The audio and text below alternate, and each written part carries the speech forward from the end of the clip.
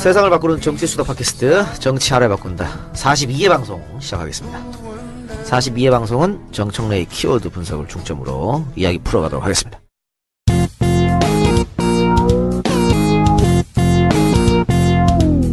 정청래 키워드 분석.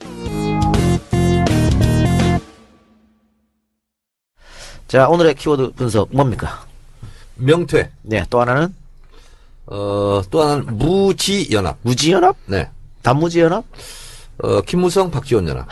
무지연합이요? 네, 무지연합. 야, 그냥 명퇴부터 합시다. 네. 명퇴는 뭐요? 대통령 명퇴요? 오늘 대국민 담화가 있었죠. 네, 한마디로 있었죠. 말하면 나는 명예롭게 퇴직하고 싶다. 명퇴를 얘기한 것이고요. 그 전날 친박들이 모여서 서청원, 조원진 등등이 모여서 대통령의 명예로운 퇴진을 얘기했어요. 그리고 친박으로서는 처음으로 대통령이 명예로운 퇴직을 해야 된다. 그러면서 현장에서 조원재 정무수석의 전화로 우리 친박이 이렇게 결정을 했다. 이렇게 통보했다는 거죠. 그것이 박근혜 대통령이 전달이 됐는지는 확인이 되지 않고요. 그리고 또 국가 원로라고 하면서 전직 국회의장 등등이 모여서 4월 달에 퇴진해야 된다. 예. 그것도 사실상 맥락은 명예로운 퇴진입니다. 질서 있는 퇴진. 질서 이른바. 있는 퇴진. 예. 네, 그렇습니다. 그런데 이제 이게 이제 친박과 국가 원로들 그리고 오늘 박근혜 대통령 담화까지 즉각 퇴진을 반대하고 즉각 퇴진을 거부한 거잖아요. 결국은 그런 분위기를 띄웠고 그리고 즉각 퇴진을 거부하고 교란 작전을 통해서 공을 국회로 떠넘기게 됐다. 라는 거죠. 그 조짐을 저는 봤어요. 박근혜 대국민 담화 발표가 오늘 긴급 속보로 떴잖아요. 예. 언제 하겠다. 그래서 제가 오전에 명예로운 퇴직을 이들은 왜 원할까? 이게 박근혜 대통령 담화 발표하기 전에 제가 10가지를 정리했어요. 정리했는데 첫 번째 탄핵 교란용이다. 시간 벌기다. 그리고 퇴진과 개헌을 연기한 거다. 그리고 야당 분란용이다. 그리고 친박 생명 연장의 꿈이다. 그리고 명분 축적 언론 플레이용이었다. 그리고 친박도 이제 살아야 되거든요. 그래서 박근혜와 거리두기를 시작한 거다. 그리고 친박이 같이 지금 합의를 한 게 아니거든요. 일부가 튀어나와서 한 거기 때문에 친박의 균열을 가져왔다. 그리고 한마디도 안 할 수가 없잖아요, 지금. 온갖 지금 백가정명이 나오고 있는데 거기에 대열에 동참한 거다. 그리고 10번째가 그냥 한마디 한 거다. 이렇게 10가지 분석을 했는데 이게 이제 오전에 제가 9시 좀 넘어서 어제 기사를 보고 일어나자마자 이걸 정리해서 제 페이스북에 긴 장문의 글로 썼고 지금 제가 압축 요약한 건데 어쩌면 이렇게 2시 반에 그 대국민 담화를 하는 걸 보면서 내가 한 5시간 전에 나름대로 감으로 쓴 예언이 이렇게 또 맞을 수가 있나 하고 스스로 또 자뻑을 또 했어요. 제가. 자뻑 잘했고요. 네. 그러면은 의원님은 친박 중진 사람들이 대통령한테 건의한 것은 네. 미리 청와대하고 교감이 있다고 보시는 거면? 저는 없다고 봅니다. 교감 없이? 네, 네. 각자 도생의 길에서 한마디 안 할 수 없고 알리바이 용으로 어차피 박근혜는 뭐 임기가 언제까지 뭐 연장이 될지는 모르겠으나 박근혜는 이미 몰락한 거거든요. 몰락한 자리거든. 그렇다면 우리도 한마디 했다. 그리고 우리도 좀 살아야 되지 않겠냐. 이런 거지. 박근혜에 대한 충성심으로 한 것은 아니다. 아니다. 어쨌든 지금 대통령이 우리 방송 시간으로는 어제입니다. 어제 그 퇴임 얘기한 거 뭐 자기의 임기를 단축시키겠다 이렇게 얘기한 것은 친박 중진들이 건의한 거를 받는 모양새 같아요. 왜냐면은 그 전에 원로들이 이야기한 것은 4월까지 하야라 그랬거든요. 그러니까 일정을 대통령 본인이 내놓으라 그랬는데 어제 대통령 대국민 담화는 일정을 본인이 내지 않고 국회로 떠넘긴 거예요. 국회 니들이 해달라. 그죠? 이게 좀 다른 것 같아요. 그러니까 예를 들어서 청와대하고 교감을 했다면 예. 그런 방식으로 하지 않았고요. 그리고 서청원 의원 등이 모은 그 몇 명도 동의하지 않는다. 서청원 의원이 주로 얘기했고 들었을 뿐이다. 라는 것을 기자에게 흘렸거든요. 그러면 친박의 단일 대오 단일 목소리는 아니었거든. 그래서 제가 봤을 때는 명분 축적용 알리바이용으로 이 국면에서 본인들도 뭔가를 한마디는 해야 되겠다. 이런 것에서 오지 않았나 그런 생각이 들고 그런 것과는 전혀 다른 그러니까 국가원로 뭐 자문이든 친박이 뭐든 간에 그거하고는 관계없이 그냥 박근혜는 지금 제일 필요한 게 2가지 고민이에요. 하나는 시간이 필요하고요. 예. 또 하나는 어떻게 하면 구속을 면할까. 예. 이거거든 딱 지금. 그렇다면 누가 조언하고 이게 안 들어와요. 자, 내가 내일 구속되는 것보다는 모레 구속되는 게 나은 거예요. 그래서 시간을 질질 끌고 그리고 촛불이 꺼지기를 바라고 뭐 개헌 논의가 있으면 이걸로 한번 덮어보자. 예. 그래서 안개 정국으로 가는 것이 가장 좋죠. 그렇죠. 지금 박근혜 뉴스는. 판을 흔들면 더 좋고. 그렇습니다. 그렇죠? 네. 개헌 얘기해가지고. 네. 자, 그런데 명태 오늘 지금 키워드잖아요. 네. 근데 어떤 수든 쓰든 이 명예로 퇴진이 안 될 것 같은데 하야든 탄핵이든 뭐든. 그러니까 제가 이제 결론적으로 말씀드리고 싶은 것은 지켜야 될 명예가 남아있지 않다. 그리고 소위 말하는 친박들이 지켜줄 수 있는 명예도 없다. 그래서 지금 국면은 혁명 정국이기 때문에 국민들의 촛불 민심을 제도권 안에서 절충하고 타협하고 대안을 내서 해결할 수 없는 국면으로 이미 갔다라고 제가 한 달 전부터 얘기했어요. 그래요. 네. 그래서 결국은 혁명 상황이라는 건 뭐예요? 기존의 제도권의 질서와 룰을 깨는 거거든요. 그래서 제도권 법적 틀 안에서 이 문제를 바라보면 큰 코 다친다. 네, 라는 거죠. 그리고 4.19 혁명 때 서울대 교수들이 나왔거든요. 교수들이. 그리고 이승만은 하야라. 프랭카드 들고 걷고 그걸 보면서 이승만이 하야를 결심했다는 거 아닙니까? 서울대 교수들이 4.19 혁명 이후에 처음으로 나왔습니다. 지금. 예. 그리고 단군 이래 가장 많은 인파가 모였어요. 지금. 그렇다면 6월 항쟁 분위기보다 더 민심은 들끓고 있다.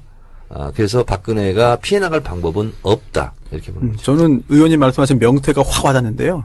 근데 그 명예로운 퇴진이잖아요. 네. 근데 그 명예가 대통령의 명예가 아니라 좀 촛불을 들고 대통령의 퇴진을 바라는 국민들의 명예가 존중되고 살아날 수 있는 그런 퇴진이 되어야 된다. 이렇게 생각합니다. 교과서적인 얘기고요. 대통령은 전혀 그런 생각이 없어. 그러니까 봤을 땐 박근혜는 진짜 마지막으로 자기가 국가에 대해서 봉사하려면은 당장 내려와야 되는 거예요. 왜냐하면 지금 완전 식물 대통령 아닙니까? 국적인 다 올 수도 없댔고 공무원들도 일 안 하려고 그럽니다. 그리고 지금 전국에서 학생들도 지금 수업 거부 동참한다고 그렇게 하죠. 네, 대학생들. 그리고 모든 노조에서 다들 지금 스톱한다는 거 아니에요. 이렇게 되면 경제도 어려워지고 대한민국의 위신도 떨어지고 하는데 저렇게 고집 부리는 이유는 자기 살자고 하는 거지. 그렇죠. 국가를 생각하는 거 전혀 없는 것이죠. 그러니까 나는 살자. 난 내 갈 길을 가겠다. 국민이야 죽든 말든 난 관계없다. 그리고 어쨌든 지지율이 지금 4%까지 내려간 거 아니에요? 예. 그럼 4, 4, 5위 반올림하면 0이야 0. 그렇죠. 네. 지금 도망갈 구멍도 없어요. 그리고 어디 뭐 해외 망명을 가겠어요? 뭐 하겠어요? 그래서 제가 우리 동네에 있는 출입국 관리 사무소에 근무하는 직원을 만났어, 며칠 전에. 그래서 박근혜 출국을 절대 허용하면 안 된다. 똘똘 막아라. 아니, 그런 보도도 있더라고요. 네. 친박 진영에서 딜을 통해 가지고 망명하는 거. 뭐 그런 얘기도 나오고 있으니까. 참 답답한. 근데 우리 당의 정책위원회에서 발표한 걸 보니까 무기징역까지 가능하고 실형으로는 45년까지 가능하다라고 계산을 했더군요. 저 박근혜 대통령은 자기의 명예에 대해서 어떤 생각을 갖고 있을까요? 그냥 아버지의 명예 아닌가? 그럴까? 난 이번에 명예가 참 중요한데. 근데 이 명예라는 거는 제가 보기에는 대통령의 딸로 살아서의 명예라기보다 이 바닥부터 살아서 자기가 노력해서 이룬 것에 대해서는 뭔가 자존심이 생기는 거거든요. 그쵸? 본인이. 근데 그게 그런 게 없으니까 없잖아요. 네. 아까 나 깜짝 놀라서 18년 동안 있다가 지금 나왔다? 예. 그러면은 18년 동안 청와대 살다가 예. 18년 동안 나가서 아무것도 안 한 거잖아요. 아무것도 안 했죠. 아무것도 안 했죠. 최태민이 꼭두아키 노릇 했죠. 경제활동도 없고 예. 돈을 벌어본 적도 없고 뭐 그냥 아무것도 안 하고 있다가 어떻게 그 사람이 국회의원이 돼서 대통령이 돼요? 그것도 최순실이가 만들었다는 거 아니에요? 만들었다 이런 거지. 예. 그러니까 걔들이 큰 소리 치고 다니는 게 예. 바로 그거잖아요. 우리가 대통령 만들었다는 거지. 그렇죠. 그 아버지가 딸들한테 세뇌시킨 거잖아요. 예. 이분이 대통령이 돼야 된다. 우리가 만들어야 된다. 우리가 큰 소리 친 거지. 98년 보궐 때도 그 사람들이 와가지고 다 했댔잖아요. 최순득 엄마까지 와가지고 다 돈 했다는 주고. 거 아니에요? 그렇죠. 사무실에 상주하고. 그렇죠. 그랬다고. 돈도 대주고. 근데 이제 박근혜 대통령이 이룩한 업적의 가장 큰 업적이 뭔지 아세요? 알아, 세 개. 뭐요? 뭐요? 세 개 있잖아, 저기 뭐 한결의 전 국민을 경향, 한결의 경향, 그렇지. 조중동, 논조통일, 논조통일. 96% 국민 대동단결, 대동단결, 아이들한테 초중고 학생들의 민주주의 체험 학습 강화, 뭐 전문 의료 용어의 대중화, 패러디 산업 정착, 양주 산업 활성화 이런 거 있는데 내가 오늘 딱 보면서 어떻게 다 저렇게 왜 그런지 몰라. 보면서 가장 큰 업적이 있어요. 박근혜가 박정희의 신화까지 깨고 있어요. 아. 그렇죠. 깨고 있어요. 그래서 유신의 망령, 유신 잔재까지 지금 일소하고 있는 중이야. 이게 박근혜 대통령의 가장 큰 업적 같아요. 대구도 지금 뒤집어지고 있다는 얘기고 오늘이 우리 방송 날짜로는 어제입니다만은 옥천에서 행사를 했대요. 유경수 여사 탄신이라더라고. 100주년인가요? 100주년 아닌가? 100주년 아닐 거야. 아니요. 하여튼 탄신인 하여튼 그런데 거기 지금 난리 났다고 그러더라고 또. 제가 어제 김천역 광장에 가서 사드반대 촛불 100일째래요. 그래서 100일 기념 초청받아서 제가 한 30분 연설하고 왔는데 쭉 들었어요. 근데 한쪽이 쭉 있잖아요. 80 넘으신 어머니들 있잖아요. 쭉 와서 앉아 있어요. 근데 그분들이 하는 말, 그러니까 그분은 평생 1번만 찍은 거예요. 그리고 우리 박근혜였대요. 말할 때. 근데 그분들의 분노와 배신이 하늘을 찔러요. 그럼. 근데 다 종편 그분들이 덕분이야. 네. 그분들이 하는 얘기를 욕설이기 때문에 제가 못 옮기겠어요. 근데 뭐 그래서 그 촛불 집회를 이끌고 있는 그 대책위 분들이 박근혜한테 한편으로 고마운 게 있는 거예요. 왜냐하면 이 사람들의 새로운 눈을 뜨게 만들었던 거죠. 그래서 그게 경상도 가장 핵심적인 TK 지역부터 완전히 무너져 내린 거거든요. 우리가 이따가 국정화 교과서 얘기하겠지만 이것도 지금 동력은 전혀 안 될 것 같고요. 그 국정화 교과서 아버지를 위해서 만든 거잖아요. 근데 이 박정희 씨랑 무너진다는 게 지금 여기서 또 나오는 거죠. 네네. 그리고 18년 동안 본인이 청와대에 있었지 않습니까? 자기 집이라고 생각할 거야 아마. 집이지. 어. 어릴 때 추억이고. 그렇죠? 그 다시 돌아왔잖아요. 음. 이제 지발로는 못 나가겠다는 거지. 뭐 그런 것 같아요. 근데 18년 자꾸 얘기하니까 저도 이제 생각이 떠오르는데 가만히 보세요. 해방이 1945년도에 됐죠. 그리고 일제치하가 1910년에 시작됐죠. 30년이에요. 그리고 45년 이후로 4.19 혁명이 또 한 근 30년이에요. 35년. 그리고 4.19부터 1960년이잖아요. 87년 6월 항쟁. 이게 또 한 근 30년이야. 네. 그리고 87년 6월 항쟁 통해 2010년 이게 또 한 30년이야. 그래서 30년을 주기로 30년을 사이클로 하면서 국민들의 혁명 의식이 높아지는 거야. 자꾸 못 끼워 맞추지 마요. 아니, 그렇지 아니라 이거는 어느 정도 증명이 된 거예요, 지금. 아니 근데 분명한 것은 아마 30년 후 역사책은 2016년 11월 혁명이라고 쓸 것 같아요. 아, 그럼요. 근데 저는 진짜 지금 바람 같은 생각인데, 정 의원님. 네. 그 박근혜 업적 하나 더 넣어줘야 돼. 뭐요? 이 종편이 아니었으면 어른들이 이렇게 빨리 뒤집어지지 않았어요. 이명박이 만들었어요. 이명박이 만들었어요. 그렇지. 이명박이 업적이야. 이명박이 어떡이야. 아니, 종편을 우리가 그렇게 원망을 하고 그랬었는데, 이번에는 KBS, MBC 안 했잖아요. 아니, JTBC도 어. 종편이에요. 네. JTBC도. 그러니까. 자, 그런데 우리가. 종편이 아니었으면은 이렇게 빨리 96%가 되지 않았을 것 같아요. 자, 근데 여기서 제가. 고맙다는 건 아니었고. 사실. 아, 왜냐면 걔들은 돌아갈 거야. 그렇지. 종편 모양으로. 문제는 네. 그 다음 무지연합하면서 내가 하세요. 하고 네. 또 하나는 지금 이제 이 기회에 우리가 제도적 시스템을 마련할게 제가 얘기했잖아요. 고위공직자 비리수사처. 검찰은 죽은 권력에 충성하지 않습니다. 죽은 권력이면 하이에나가 돼서 물어뜯거든요. 그렇지. 지금 박근혜 정권이 죽었으니까 죽은 고기를 그러니까. 물어뜯고 있는 하이에나가 되는 거지. 그렇지. 새로운 질서와 새로운 권력이 생기면 거기에 또 줄 섭니다. 또 그러겠지. 그래서 이것이 악순환이 반복이 돼요. 그래서 검찰을 들여다볼 수 있는 고위공직처 비리수사처 있잖아요. 네. 이걸 이번 기회에 시스템을 완비해야 됩니다. 그래야 균형을 갖춰요. 자, 공수처. 견제와 균형의 사각지대는 항상 곰고 썩게 돼 있어요. 그래서 저는 이 국면이 어느 정도 넘어가면서 고위공직자 비리수사처 이것도 제도적으로 좀 마련할 필요가 있겠다. 이런 생각이 들고. 그래서 똑같이 그렇게 아부하지 않을까? 줄 서고? 당연하죠. 그래서 항상 특검할 수도 없는 거고 그리고 종편도 마찬가지예요. 좀 이따 말씀드리겠지만 자기들이 원하는 것만 씁니다. 원래 역사라는 것은 로우 머티리얼 이렇게 낱개로 있는 사실들을 취사 선택한 것을 이은 거잖아요. 종편도 마찬가지예요. 지금 자기들의 이익에 박근혜를 물어뜯는 것이 이익에 맞기 때문에 보도하는 거지 본인들이 손해가 한다고 생각하면 안 하죠. 그러니까 뭐 본인들도 대세가 그리 그렇죠. 가니까 자기네가 그거를 거스를 수가 없는 거죠. 자기 자리로 돌아갈 것 같지만은 그렇지. 어쨌든 그 종편을 싫어하고 비난했던 많은 사람들이 요즘 재밌게 보고 있고 결과적으로는 어떤 도움을 난 줬으니까. 종편을 요새 가끔 보면 근데 종편의 패널들은 너무 문제가 많은 것 네. 같아. 자, 그리고 종편 정말 어이가 없는 그런 패널 기본 있잖아요. 상식도 안 되는 사람들이 그 너무 박근혜 많아. 부역자, 예. 박근혜 부역자를 곳곳에서 지금 일제단제, 친일파 청산하듯이 예. 청산해야 되거든요. 종편 그 쓰레기성 패널들 예. 이번 기회에 쓸어버려야 돼. 청소해야 돼. 자기들도 알 텐데. 그죠? 찬성, 동감. 네. 그 사람들을 그렇게 박근혜 찬양하다가 탁 180도 바꿔가지고 그 사람들 다 어디나 밀어내고 그런 인간들은 있어. 손수호, 이종영 뭐 진행하세요. 진행. 2시간짜리 프로그램 알겠습니다. 안 불러주니까 뭐. 그래요. 자, 그럼 광고 듣고 와서 두 번째 키워드 무지연합 진행하겠습니다. 무지연합. 김무성 플러스 박지원 무지연합. 네. 예. 어떤 뜻입니까? 자, 역사를 다시 한번 우리가 살펴보겠습니다. 해방 이후에 김구 등 독립운동 세력이 정권을 잡지 못했습니다. 그리고 친일파가 숙청되고 처형돼야 되는데 오히려 백범김과 암살당했습니다. 4.19 혁명이 일어났습니다. 4.19 혁명 세력이 정권을 잡은 것이 아니고 박정희가 5.16 군사구태태로 다시 정권을 잡았습니다. 87년 5월 항쟁이 있었습니다. 5월 민주항쟁이. 그러나 5월 민주항쟁을 탱크로 진압하고 죽이고 했던 전두환이 정권을 잡았습니다.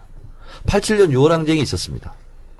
근데 87년 6월 항쟁의 타도의 대상이었던 노태우가 다시 정권을 잡았습니다. 2016년 전 국민 항쟁이 벌어지고 있습니다. 그러면 어떠한 세력이 권력의 중심에 서야 되겠습니까? 이것이 저는 탄핵은 중요합니다. 해야 됩니다. 그러나 탄핵 이후에 이 끌어오르는 촛불 민심 이거를 누가 받아 안고 누가 이것을 권력을 정권을 잡아야 될 것인가. 이것은 대단히 중요한 문제. 지금까지는 이런 혁명적 상황에서 항상 혁명 주도 세력이 정권을 잡지 못하고 오히려 또 피해자로서 또 탄압의 대상으로서 전락하는 경우가 많았거든요. 이번 기회에는 절대 그러지 말자. 역사의 교훈을 되새기자. 그런 차원에서 저는 새누리당의 비박이든 친박이든 낀박이든 다 청산 대상이다. 연대 대상이 아니다. 그리고 박근혜 정권의 탄생의 공동 정범들이다. 특히 김무성은 선대 본부장으로서 노무현 대통령의 NLL 대화록을 위조해서 부산 서면노트에서 울부짖으면서 읽으면서 노무현이가 이렇다고 하면서 문재인이가 절대 뽑으면 안 된다. 예. 그러면서 박근혜를 목놓아 외쳤던 사람이에요. 자, 그런데 본인은 친박 연대로 나간 사람이에요. 그리고 국회로 돌아왔어요. 그리고 지금은 박근혜를 만난 것이 정치 일정에서 가장 후회스럽다고 얘기합니다. 표변도 이런 표변이 없어요. 그렇죠. 그리고 정말 정치가 못하는 거야. 그런데 탄핵할 때는 이 탄핵의 찬성표는 비박이 몰아오는 것이 아니고 국민들이 몰아온 거예요. 예. 국회에서는 탄핵의 탄자도 못 꺼냈어요. 국민들이 탄핵을 꺼내니까 드디어 탄핵을 하자라고 뒤늦게 움직인 거예요. 근데 마치 이것을 박지원 대표가 김무성 비박계 협조를 받는 것이 마치 역사적으로 제일 중요한 것처럼, 그리고 나는 국민의당의 정체성을 인정하면 합치겠다. 이거는요, 제2의 3당 야비다. 김무성 전 대표가 그런 얘기 했죠. 합칠 수도 있다 얘기했고, 네. 또 박지원 대표는 흑묘백묘론을 꺼냈어요. 네. 그래서 마치 그 자기는 순수한 입장에서 얘기하는 것처럼. 자, 그러니까 박지원 대표가 얘기하는 것은 탄핵을 위해서 그런다 하면 그것은 일정 부분 백보 양보해서 이해할 수 있어요. 예. 그러나 국민의당의 정체성을 인정하면 김무성과 합치겠다. 그리고 친박도 반성하면 용서해줘야 된다. 자, 근데 용서는 가해자들이 하는 게 아니고 국회의원들이 하는 게 아니에요. 프랑스의 똘레랑스는 나치 부역 2년 6개월밖에 안 됩니다. 나치가 물러간 다음에 제일 먼저 처형한 게 언론입니다. 그 다음에 정치인들이에요. 다 죽였어요. 근데 공소시효가 끝났어. 법을 바꿉니다. 민족 반역자에게는 공소시효가 없다. 80년대 중반까지 추적해서 발본세관에서 다 처형합니다. 그러니까 국민들이 이제는 그만하자. 관용을 베풀자. 이만하면 됐다. 그래서 프랑스가 똘레랑스의 나라가 된 거예요. 그래서 까미는 이런 얘기를 했어요. 오늘 처벌하지 않으면 또 다른 범죄들에게 용기를 주는 거다. 내일. 그래서 역사 청산을 해야 된다. 이런 건데 밟아버려야 되는 청산해야 될 박근혜 탄생의 공동정범과 부역자들과 탄핵 이후에 손잡겠다. 그건 뭐냐면 91년도 3당 합담할 때 뭐라고 했어요. 노태우가. 김대중 빼고 다 모여라. 네. 지금 박지원 대표는 문재인 빼고 다 모여라예요. 그렇게 얘기하죠. 그 친박, 친노 빼고 다 모이자. 다 모이자. 네. 그게 이제 그리고 친박도 반성하고 용서하면 받아들이겠다. 그래서 이후에 벌어지는 대통령 선거에서 신종 제3당 합당을 통해서 자기들이 정권을 가져가겠다. 절대로 이거는 용서할 수가 없다. 그래서 제가 5일 전부터 한 50번 공격했어요. 박지원 대표한테. 예. 그렇게 해야 돼. 네, 했어요. 그랬더니 저한테 전화가 왔어요. 전화 통화를 했는데 근데 너 왜 그러니, 그래? 그 내용은 공개하지 않겠어요. 제가 이걸 공개하면 박지원 대표의 정치 생명에 지장이 있을 수도 있어요. 괜찮아, 하세요. 안 합니다. 나도 그런 거 있어. 자, 그랬더니 박지원 대표 나한테도 뭐라고 본인이 또 받아쳤냐면 나는 민주당 일각에서 일배처럼 공격하지만 참겠다. 저를 일배로 모는 거예요. 그래서 참지 마라. 그랬더니 어제 또 썼더라고요. 탄핵까지 민주당에서 좀 두 분만 조용히 했으면 좋겠다. 그 두 분이 문재인인지 추미애인지 뭐 정청래까지 포함된지는 모르겠어요. 그래서 오늘 제가 썼습니다. 공개했어요. 박지원 대표의 부탁대로 휴전입니다. 휴전. 탄핵이 중요하고 탄핵을 위해서 힘을 모아야 되기 때문에 원대로 잠시 휴전합니다. 그러나 탄핵 이후에 제2의 신종 3당 야합을 시도한다면 그때는 박지원 대표도 탄핵의 대상임을 경고합니다. 그러한 불행한 일이 없었으면 좋겠습니다. 너무 잘하시네. 나는 그 박지원이라는 분을 제가 들어오자마자 얼마 안 있어서 같이 밥 먹다가 그 박기춘 의원 그 시계 그 상납받은 거 얘기 나오다가 제가 시계를 모았다 이런 얘기를 했다. 그날 밤에 술 마시고 들어가서 있었죠. 시계 써가. 내가 그 때문에 1년 동안 시달렸는데 그래가지고 내 재산 등록에 시계를 해버렸잖아요. 그냥. 근데 참 나쁜 사람이에요. 그래서 저는 저는 여기 와서 보니까 이 김종인 의원하고 박지원 의원이 저렇게 막말할 때 왜 사람들은 다 가만히 있어요? 언론들도 가만히 있어요. 다른 사람들이 하는 것보다 5배 이상씩은 강한 것 같아, 그분들 둘이. 근데 그분들은 아무리 말을 험하게 해도 뭐라고 안 그래요. 다른 사람들은 요만큼만 하면 난리를 치면서. 연세가 많아서 그런 것 같아요. 그런 것 같아요? 네. 뒤끝이 있어서 그렇다는 얘기도 있던데요. 뭐 그건 아닌 것 같고 그리고 여기서 또 하나 추가할 게 뭐냐면 지금 시기에 개헌을 말하는 자 그것은 반역이다. 그리고 박근혜 탄핵 하야 퇴진 국면을 흐리게 하는 거다. 그리고 이것은 개헌을 말하는 사람들이 공통 분모가 제2의 3당 합당을 꾀하는 자다. 오늘 정청래 의원님 굉장히 멋있네요. 자, 그러면 이렇게 묻겠습니다. 비박 국민의당 제3지대까지 포함해가지고 연합하겠다는 의도가 있다고 이제 보시는 거잖아요. 저는 의도가 네. 들켰다고 보고요. 김무성 전 대표가 중앙일보 인터뷰를 했습니다. 속내를 드러냈어요. 나는 박지원 대표하고 수시로 통하고 모든 걸 상의한다. 가라 그래. 그런데 박지원 대표가 그것을 미리미리 공개해가지고 사람을 사람 곤란하게 맨날 만든다. 그러잖아요. 맨날 그러잖아. 그래서 김무성도 좀 불만을 토로하는 거예요. 박지원 대표한테. 그러니까 뭐냐면 5일 전인가 기사를 딱 보는데 비박과 뭐 하겠다 합치겠다 이런 걸 얘기하는 거예요. 그래서 그때 제가 딱 보고 드디어 나한테 들켰다. 제가 그것을 웅크리고 계속 지켜보고 있었거든요. 왜냐하면 박지원 대표는 문재인 대표가 되는 꼴을 못 봅니다. 예. 그리고 민주당이 잘 되는 꼴을 못 봐요. 그러면 끌어들일 세력은 새누리당이 쪼개지는 거예요. 그래서 저는 박지원 대표가 박근혜의 퇴진과 뭐 하야 이런 게 중요한 게 아니라 탈당하고 새누리당이 쪼개지는 것을 원하고 있구나라고 직감적으로 느꼈어요. 그리고 들어오면 주워 먹겠다. 이삭죽게 하겠다. 이렇게 생각하고 언제 이것을 나한테 꼬리를 밟히나 계속 예의주시하고 있었어요. 근데 내가 2대1 기사라고 생각이 드는데 난 합치겠다는 투를 딱 얘기하더라고요. 그래서 그거를 딱 캐치해가지고 지금 3당 합당 하려고 하냐 계속 공격했더니 한 발 물러섰어요. 1년 반 만에 나는 정청래 의원의 가치를 오늘 딱 알겠어. 그동안은 누가 이제서야. 취했어요? 이상했어 좀. 이제서야. 근데 오늘 진짜 이게 맞는 거예요. 네. 그리고 지금 이 사람들은 그 지난번에 그 문재인 대표가 대통령 후보로 나갔을 때 과연 이 사람들이 되기를 원했을까? 아닌 사람 많죠. 네. 특히 박지원 대표 같은 사람. 근데 내가 궁금한 건 지금 이 대목에서 안철수의 스탠스는 뭐예요? 안철수는요, 이런 거죠. 박지원 대표가, 자 보세요. 우리 당에서도요, 개헌을 말하는 사람이 있습니다. 이 사람들은 박지원 대표와 합칠 가능성이 많은 사람들입니다. 우리 당이 또 한 번 쪼개질 가능성이 있습니다. 그러면 문재인을 빼고, 자, 손학규, 김종인, 박지원, 반기문, 안철수, 이걸 내가 다 큰 판을 만들어 줄 테니 여기에서 경선해라. 얘들이. 그렇죠. 그러면 뭐가 돼요? 박지원 원내대표는 이란의 호메인용이 됩니다. 전국을 다 주도할 수 있어요. 내각제 개헌은 거긴 아닌가?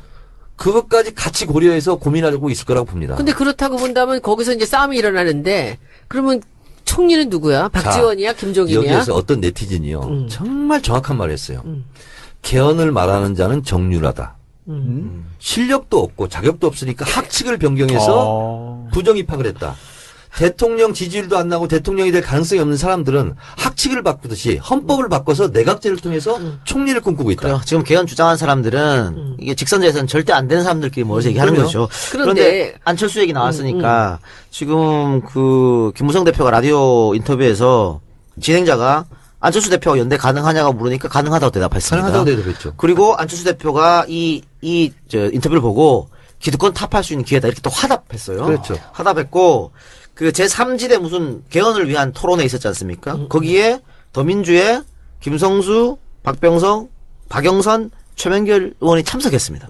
박영선 의원은 직접 인터뷰에서 개헌 필요하다고 네. 얘기했어요. 맞습니다. 그러면 아까 얘기했던 당이 쪼갤 수도 있다는 네. 분류가 이 분류가 갈 수도 있다는 그렇습니다. 거예요? 네, 그렇습니다. 그래서 우리 국민들께서 잘못하면 죽 서서 못 줄 수 있습니다. 그럼요. 그래서 예. 촛불을 들되 탄핵까지 끝나고 흩어지는 것이 아니라 탄핵 이후에 국민들이 원하는 민주정부를 수립하는 것이 정권개최 민주정부 수립이 촛불을 든 목표고 그리고 민주정부를 수립한 이후에 일제잔재 청산하고 유신잔재 청소하고 그다음에 박근혜 부역자들 처벌하고 그다음에 세월호 진상규명하고 국정교과서 없애고 테러방지법 없애고 매주 나가 그래서 토요일마다. 뭐 이런 거를 다 해야지 촛불을 든 의미가 생기는 거죠. 정권 알았어요. 교체. 알았는데 국민들이 더 빨라요 우리보다. 그런데 더 정확하게 알고 더 용기 있고 저는 뭐 그건 걱정 안 하는데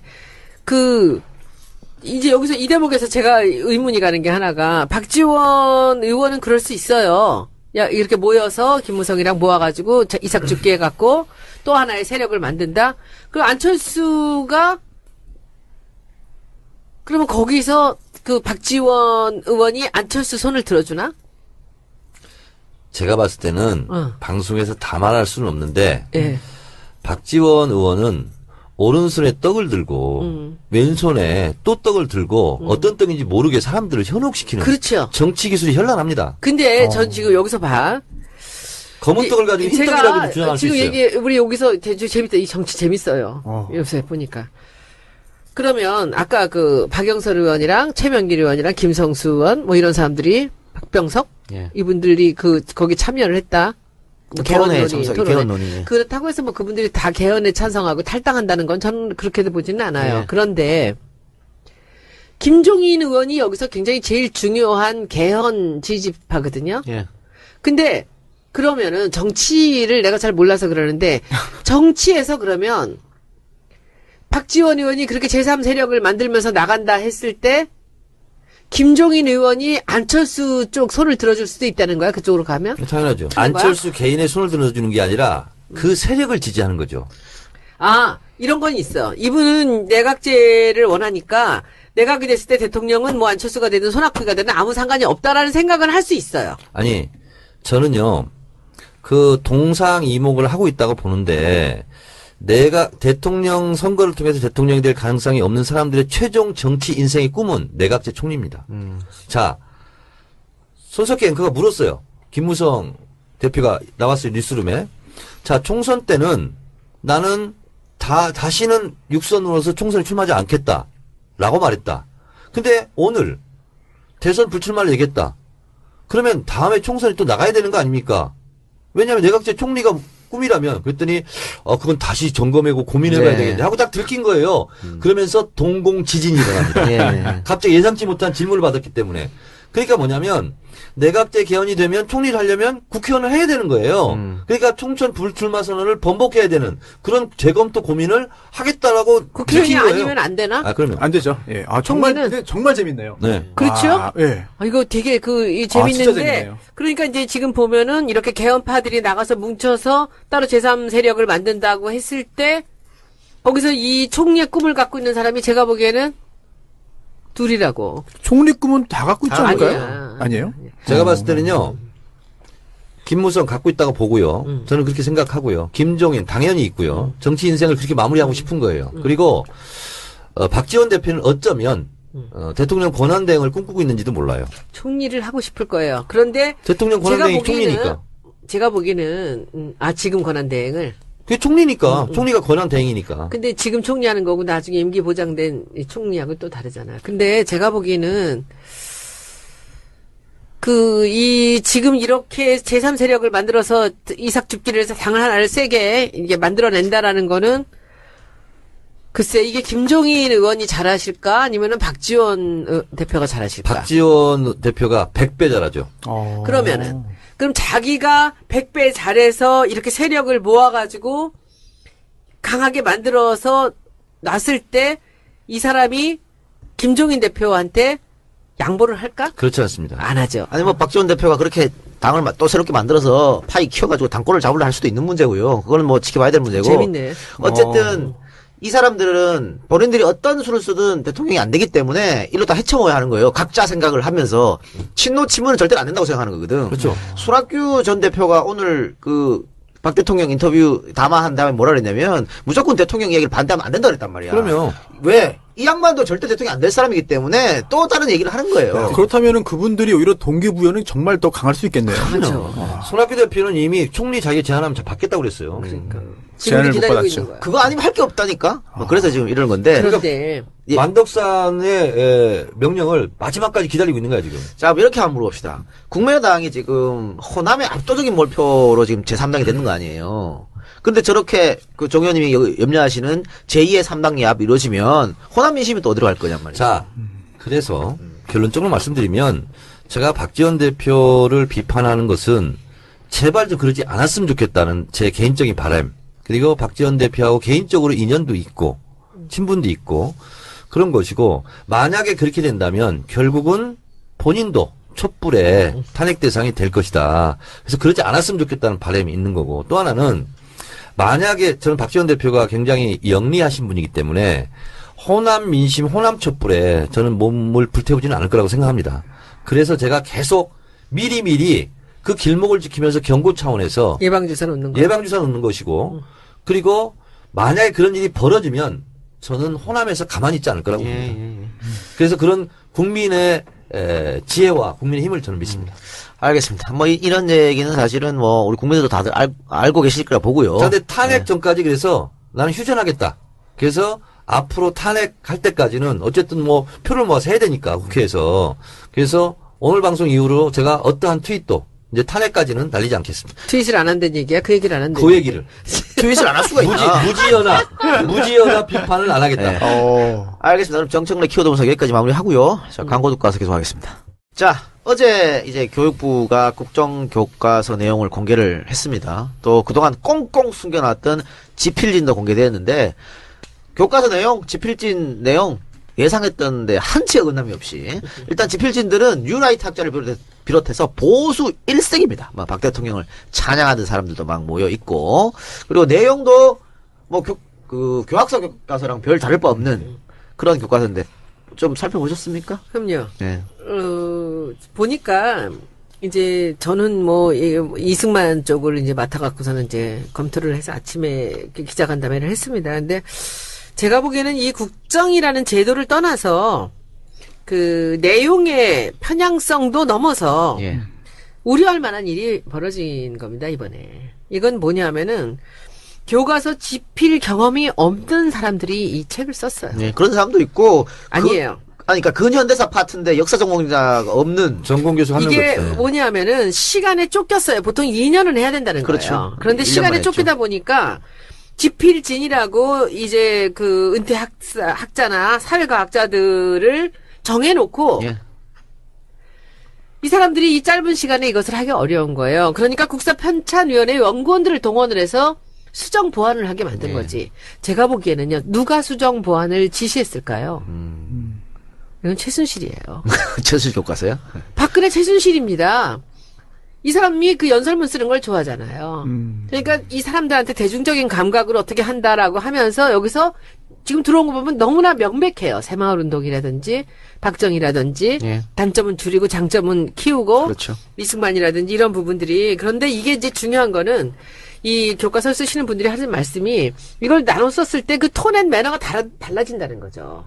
그래서 이것을 이게 정리를 하는데 굉장히 시간이 오래 걸린대요. 그리고 내가 뭐 어디에 교과서를 역사 교과서를 썼다라고 자랑을 하고 내 이름을 내놓으려면 2년 동안은 그걸 붙잡고 있어야 된대요. 그리고 수십 번 수백 번을 고치면서 정리를 해야 된다는 거죠. 근데 여기는 따로 학자들이 그것도 편향된 뉴라이터 학자들이 쓴 것을 국편에서 사람들을 많이 투입을 시켜서 이 사람들이 쓴 거죠. 그리고 중간에 10명 가까이나 나가버리고. 그래서 이런 문제들이 이 일관된 그런 교과서의 톤을 만들지 못했고요. 그리고는 이제 그 교과서의 지필자가 누구냐 했을 때 정확하게 누구 하나를 말할 수가 없이 많아요. 예. 네. 이게 너무 이상한 거죠. 특히나 이제 지필진 관련해가지고 굉장히 의아한 부분들이 많이 있었는데, 그 중에 이제 한 헌법학자입니다. 본인이 뭐 이제 그 역사 관련된 전공자도 아니고, 역사 교과서 지필 경험도 없다는 점에 대해서 해명을 이제 네. 하는데, 내가 직접 겪은 일이다. 내가 겪었는데, 내가 겪은 게 역사인데. 네네. 사실 이런 거는 사실 역사학자들께서 들으시기에 굉장히 모욕적인 이야기일 수 있을 것 같다는 생각이 들고요. 그런 해명을 했죠. 네, 그러니까 그리고, 오늘 네. 우리는 그런 얘기를 했어요. 최초의 지필자가 썼던 원고를 내놔라. 그것하고 지금하고는 완전히 다르다는 거예요. 근데 그 사람 이름이 들어있고 같이 공동으로 이제 그런 국편에 연구원들이 들어있다는 거죠. 그러니까 처음 썼던 것들하고 지금 나온 거하고 너무 다르다는 거죠. 그러니까 여기서 보세요. 이 역사학자들은 고집이 세요. 네. 말을 잘 안 들어. 네. 그러니까 청와대에서 마음대로 못해. 그렇죠. 그러니까 이름만 걸어놓고 말 잘 듣는 사람이라고 생각해서 이름을 걸어놓고는 이 사람이 써놓은 거를 무슨 도장 하나 받았겠지. 그리고는 여기서 국편에 연구원들 시켜서 자기들 원하는 대로 고쳐내는 거죠. 그러니까 어쨌든 이 내용은 사실은 뭐 우리가 뻔히 짐작했던 대로 그대로 나왔어요. 뭐 박정희 대통령의 공을 강조하고 관은 줄이고 뉴라이트 사관이죠. 그리고 친일 관련 내용 축소, 또 4.3 항쟁 축소, 친재벌 서술해서 뭐 이병철 정주영 이름까지 교과서에 넣었다고 하니까 뻔한 내용이고 그 교학서 교과서에서 한치도 벗어남이 없는데 문제는 지금 이제 국민들의 여론을 받는 기관입니다. 여론 수렴하는 기관인데 어디서 받냐면 이 홈페이지에서 받아요. 근데 문제는 홈페이지에 들어갈 수가 없어. 홈페이지에 들어가서 글을 써야 되는데 글을 쓰려면 실명 인증을 해야 되거든요. 일단 저사양 컴퓨터는 안 돼요. 고사양 컴퓨터만 될 수 있고 몇 단계를 밟아가지고 해야 되는데 일단은 들어갈 수가 없는 거야. 두 번째는 공개 기술이 아닙니다. 비밀 기술이야. 그러니까 다른 사람이 어떻게 썼는지 제3자가 어떻게 썼는지 볼 수가 없어. 찬반도 볼 수가 없어요. 그러니까 일부러 이렇게 어렵게 만들어놓은 것 같아. 받기 싫어가지고. 자, 그러면 문제는 뭐냐. 지금 과연 이 국정화 교과서가 박근혜가 저렇게 밀어붙이는 대로 계속 갈 것인지. 못 가죠. 네, 그게 문제죠. 네. 우리가 좀 기억을 상기해서 보면 국정화 처음 나왔을 때 뭐 우리 당에서도 열심히 하고 손혜원 위원장 도중환 열심히 했는데 좀 한번 짚어볼 필요가, 다시 한번 볼 필요가 있는데 이번 국정교과서 보면서 이거는 박근혜 부모님 전상서다. 예. 네, 그리고 아버지에게 바치는 제사다 이런 생각이 좀 들고요. 그리고 가장 핵심적인 문제는 결국은 1948년 8월 15일을 어떻게 규정하느냐. 가장 핵심적인 내용이에요. 컨텐츠로서는. 대한민국 정부 수립을 대한민국 수립으로 바꿨죠. 예. 차마 대한민국 건국으로 못했을 뿐이에요. 그래서 이 헌법은 이 교과서는 결국은 반헌법 교과서다. 그래서 대한민국 헌법 제 첫 번째 정신, 대한민국 상해 임시정부의 법통을 부정하는 그런 교과서고, 친일파들을 건국공신으로 책봉하려고 하는 그 다음 순서를 예고한 교과서다. 그래서 반헌법 교과서다. 부모님 전상서 이런 얘기 또 하나 들고요. 이것은 종북 교과서다. 그렇습니다. 종북 교과서. 왜냐? 국정교과서 하는 데가 북한 뭐 이런 데밖에 없어요. 예. 그래서 북한 따라하기다. 그래서 종북 교과서고. 그리고 전반적으로 평가가 뭐냐면 그래도 좀 스킬을 좀 발휘했다. 그래서 조금 드러나고 뉴라이트처럼 삐쭉삐쭉한 것을 좀 라운딩을 했지만 결국은 그것이 더 정교한 역사 왜곡이다. 이런 생각이 들어요. 최순실 사태가 터지지 않았다면 모를까. 네. 지금 이 상황에서 밀어붙이기는 어려울 것 같고. 그리고 일단 불가능하다는 것이 예. 제가 광주 강연 갔을 때 광주 장의국 그 교육감하고 식사를 했어요. 근데 거부.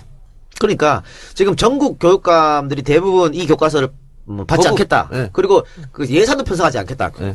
교과서 사는데 그랬는데 지금 대구, 경북, 울산만 얘기를 안 하고 있어요. 그래서 대구, 경북, 울산 교육청으로 지금 항의자가 빗발친다는 거 아닙니까? 빨리 밝혀라. 니들도 안 받는다고. 예전에도 교학사 관련된 교학사 교과서를 채택했던 학교에 또 항의 전화가 빗발쳤기 때문에 그걸 철회했던 적도 있거든요. 그래서 한 곳만 선택했습니다. 그 이제 보면은 지금 이게 5월달에 초고가 나왔어요. 올 5월에 나왔기 때문에 저는 충분히 이게 청와대하고 최순실이 개입을 했다고 봐요. 네. 했고 그리고 여기 심의위원이 있어요. 이기동이나 뭐 한국학영원 원장이나 이런 분들이 다 역사학자들 아주 원로 역사학자들 뉴라이터들하고 앞으로 나서지는 못하지만 실세들이 있어요. 역사학자들 김정배 원장이나 이런 사람들 같이 이 사람들이 심의위원회 지금 쫙 들어있어요. 10몇 명이. 제 생각에는 지금 나와 있는 이 지필진들의 그 초고를 보고 이 사람들의 많이 관여를 했던 것 같아요. 심의회의가 계속 근데 열렸대거든요. 국사편찬위원들이 고쳤다는 거 아니에요, 지금? 아니, 고친 게 아니라 거의 새로 쓴 것 같이 했다는 거야. 근데 이 심의위원을 발표를 안 해요. 예, 나중에 하겠다 그랬죠. 예, 요 사람들이 지금 핵심입니다. 이 사람들이 누구인지, 역할은 무엇인지, 그것들을 이제 지금 우리가 공개 요구를 하는데, 제가 보기에는 이들이 이 일의 진행에서 굉장히 중요한 역할을 했다라는 생각을 하고 있습니다. 그리고 이게 뭐 지금 중학교 1, 2권이 나오고 고등학교 1권이 나왔는데, 이제 제가 지난번에 예산하고 하면서 장관이랑 차관한테 계속 얘기를 했어요. 지금 이 교과서, 역사 교과서 내놓으시면 큰일 납니다. 이거는 폭파입니다, 그냥. 이 촛불 민심에서 이게 더 심각해지는데 이걸로 인해서 정말 그야말로 횃불이 될 수 있습니다. 라고 했더니 자기들도 알고 있다는 거예요. 지금 교육부에서는 이 국장급이나 이런 데서는 전부 다 반대를 해요. 그래서 지난주에 회의에 그 장관이 들어오는 회의가 있었거든요, 우리가. 들어왔는데, 예산 때문에 그랬나? 법안심이었나 보다. 있는데 아침에 오보가 뜬 거야. 교육부에서 네. 이 교과서를 국정화를 전면적으로 실시를 하지 않고 저도 봤습니다. 치사 선택을 하겠다라는 게 떴는데 그때 이제 장관이랑 차관이 와 있었어요. 어떻게 된 거냐 했더니 청와대에서 난리가 난 거야. 그러니까 이제 레임덕이 돼서 지금은 이제 얘네들이 우리가 이것을 만들었지만 이걸 내놓고 다시 지난번에 교학사 같이 고르게 만들겠다라고 이렇게 해야 된다라는 얘기가 있었는데 이것이 뭐 이 지금 원래 원뜻대로 나가지 않을 수도 있다는 얘기를 일부 국장급이나 뭐 실장급에서 했던 모양이에요. 근데 그것이 기사화가 됐는데 아니라고 하더라고요. 청와대는 또 아니라고 그랬죠. 예. 그런데 청와대가 아니라는 게 아니라 이제 장관이 그러니까 청와대가 아니라고 하니까 교육부 장관도 장관이 이제 발 맞춘 거죠. 예. 그런데 지금 오늘 어제 그 박근혜 대통령 나와서 또 나와서 담화하는 거 보면은 지금 제정신이 아니에요. 아직도 정신을 못 차린 거예요. 이게 지금 이 상태에서 이 교과서를 갖고 청와대에서 뭐라고 얘기할 수 있는 지금 상황이라면 얘네들이 아직 정신 못 차린 겁니다. 그리고 이 교과서는 뭐 아까 같이 좀 뭉뚱그린 것도 있고 이건 말이 안 되는 거예요. 학자들이 쓴 게 아니라는 거예요. 그러니까요. 자기가 겪은 걸 썼다가 일기책인가? 그런데 이 상황에서는 아마도 오늘 도정환 의원님도 말씀하시고 그 얘기가 이거는 뭐 제대로 살아남지를 못할 것 같다라는 얘기예요. 보입니다. 네. 채택 안 될 겁니다, 이거. 네. 결론적으로 말하면 국정교과서는 폐기 처분된다. 네. 그러니까 저는 우리나라가 아직은 복이 남아있는 것 같아요. 운이 남아있는 것 같아요. 알겠습니다. 교과서 얘기까지 하고 그러면 마지막으로 예산안 문제 조금 합시다. 12월 2일까지는 무조건 내년 국가예산 국회에 통과를 시켜야 되는 상황 아닙니까? 네. 그런데 지금 큰 쟁점이 두 개 있는 것 같아요. 누리과정 문제하고 그 재벌의 법인세 인상 이 문제인데 야당은 두 개 다 당연히 요구하고 있고 여당은 두 개 다 안 된다 그러고 있고 그래서 뭐 일부 보도에서는 빅딜 법인세는 나중에 하더라도 그러면 누리과정은 받아라 이렇게 야당이 요구했다고 하는데 이게 뭐 어떻게 되고 있는 그게 상황? 같이 해야지. 뭐 지금 그 평행선입니다. 계속 평행 달리고 있죠. 계속 평행선이에요. 우리가 지금 누리과정이 우리한테 들어와 있기 때문에 아주 뭐 미칠 지경입니다. 진짜 이거는 뭐 미칠 지경이에요. 만약에 내년에 누리과정 예산이 포함이 안 되면 또 일선교육청 뭐 난리 날 거 아닙니까 또. 그렇죠. 예, 그런 문제 때문에 이걸 꼭 통과시켜야 된다고 하는데 뭐 여당이 저렇게 나오고 있으니까 만약에 이렇게 계속 평행선으로 가면 어떻게 돼요? 예산 얘기 나올 때면요. 계속 저 당이 아직 정신 못 차렸다는 걸 많이 느낍니다. 예산 얘기 나올 때는 완전히 딴소리를 해요. 비박이라고 뭐 다 뭐 박근혜 뭐 어쩌고 이렇게 뭐 뒤에서 뒤통수 치다가도 예산 얘기 나오면 그러면 아직도 저 사람들이 온전하게 떠나지는 못했다는 생각이 많이 들어요.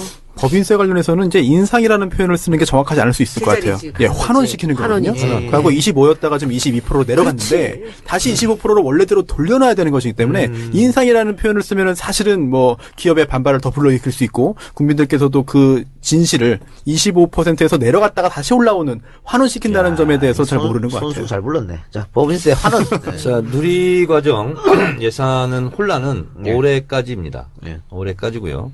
왜냐면 빚내서 하라는 것은 한시법으로 2년 6개월 지방재정법 제가 안에 간사했을 때 5개월 끌다 이렇게 통과시킨 거거든요. 그래서 내년 대선 한복판에 다시 이것은 내후년을 위해서 법 정비를 다시 해야 되거든요. 그래서 보통 3년, 5년 한시법을 하는데 2년 6개월로 제가 해놨어요.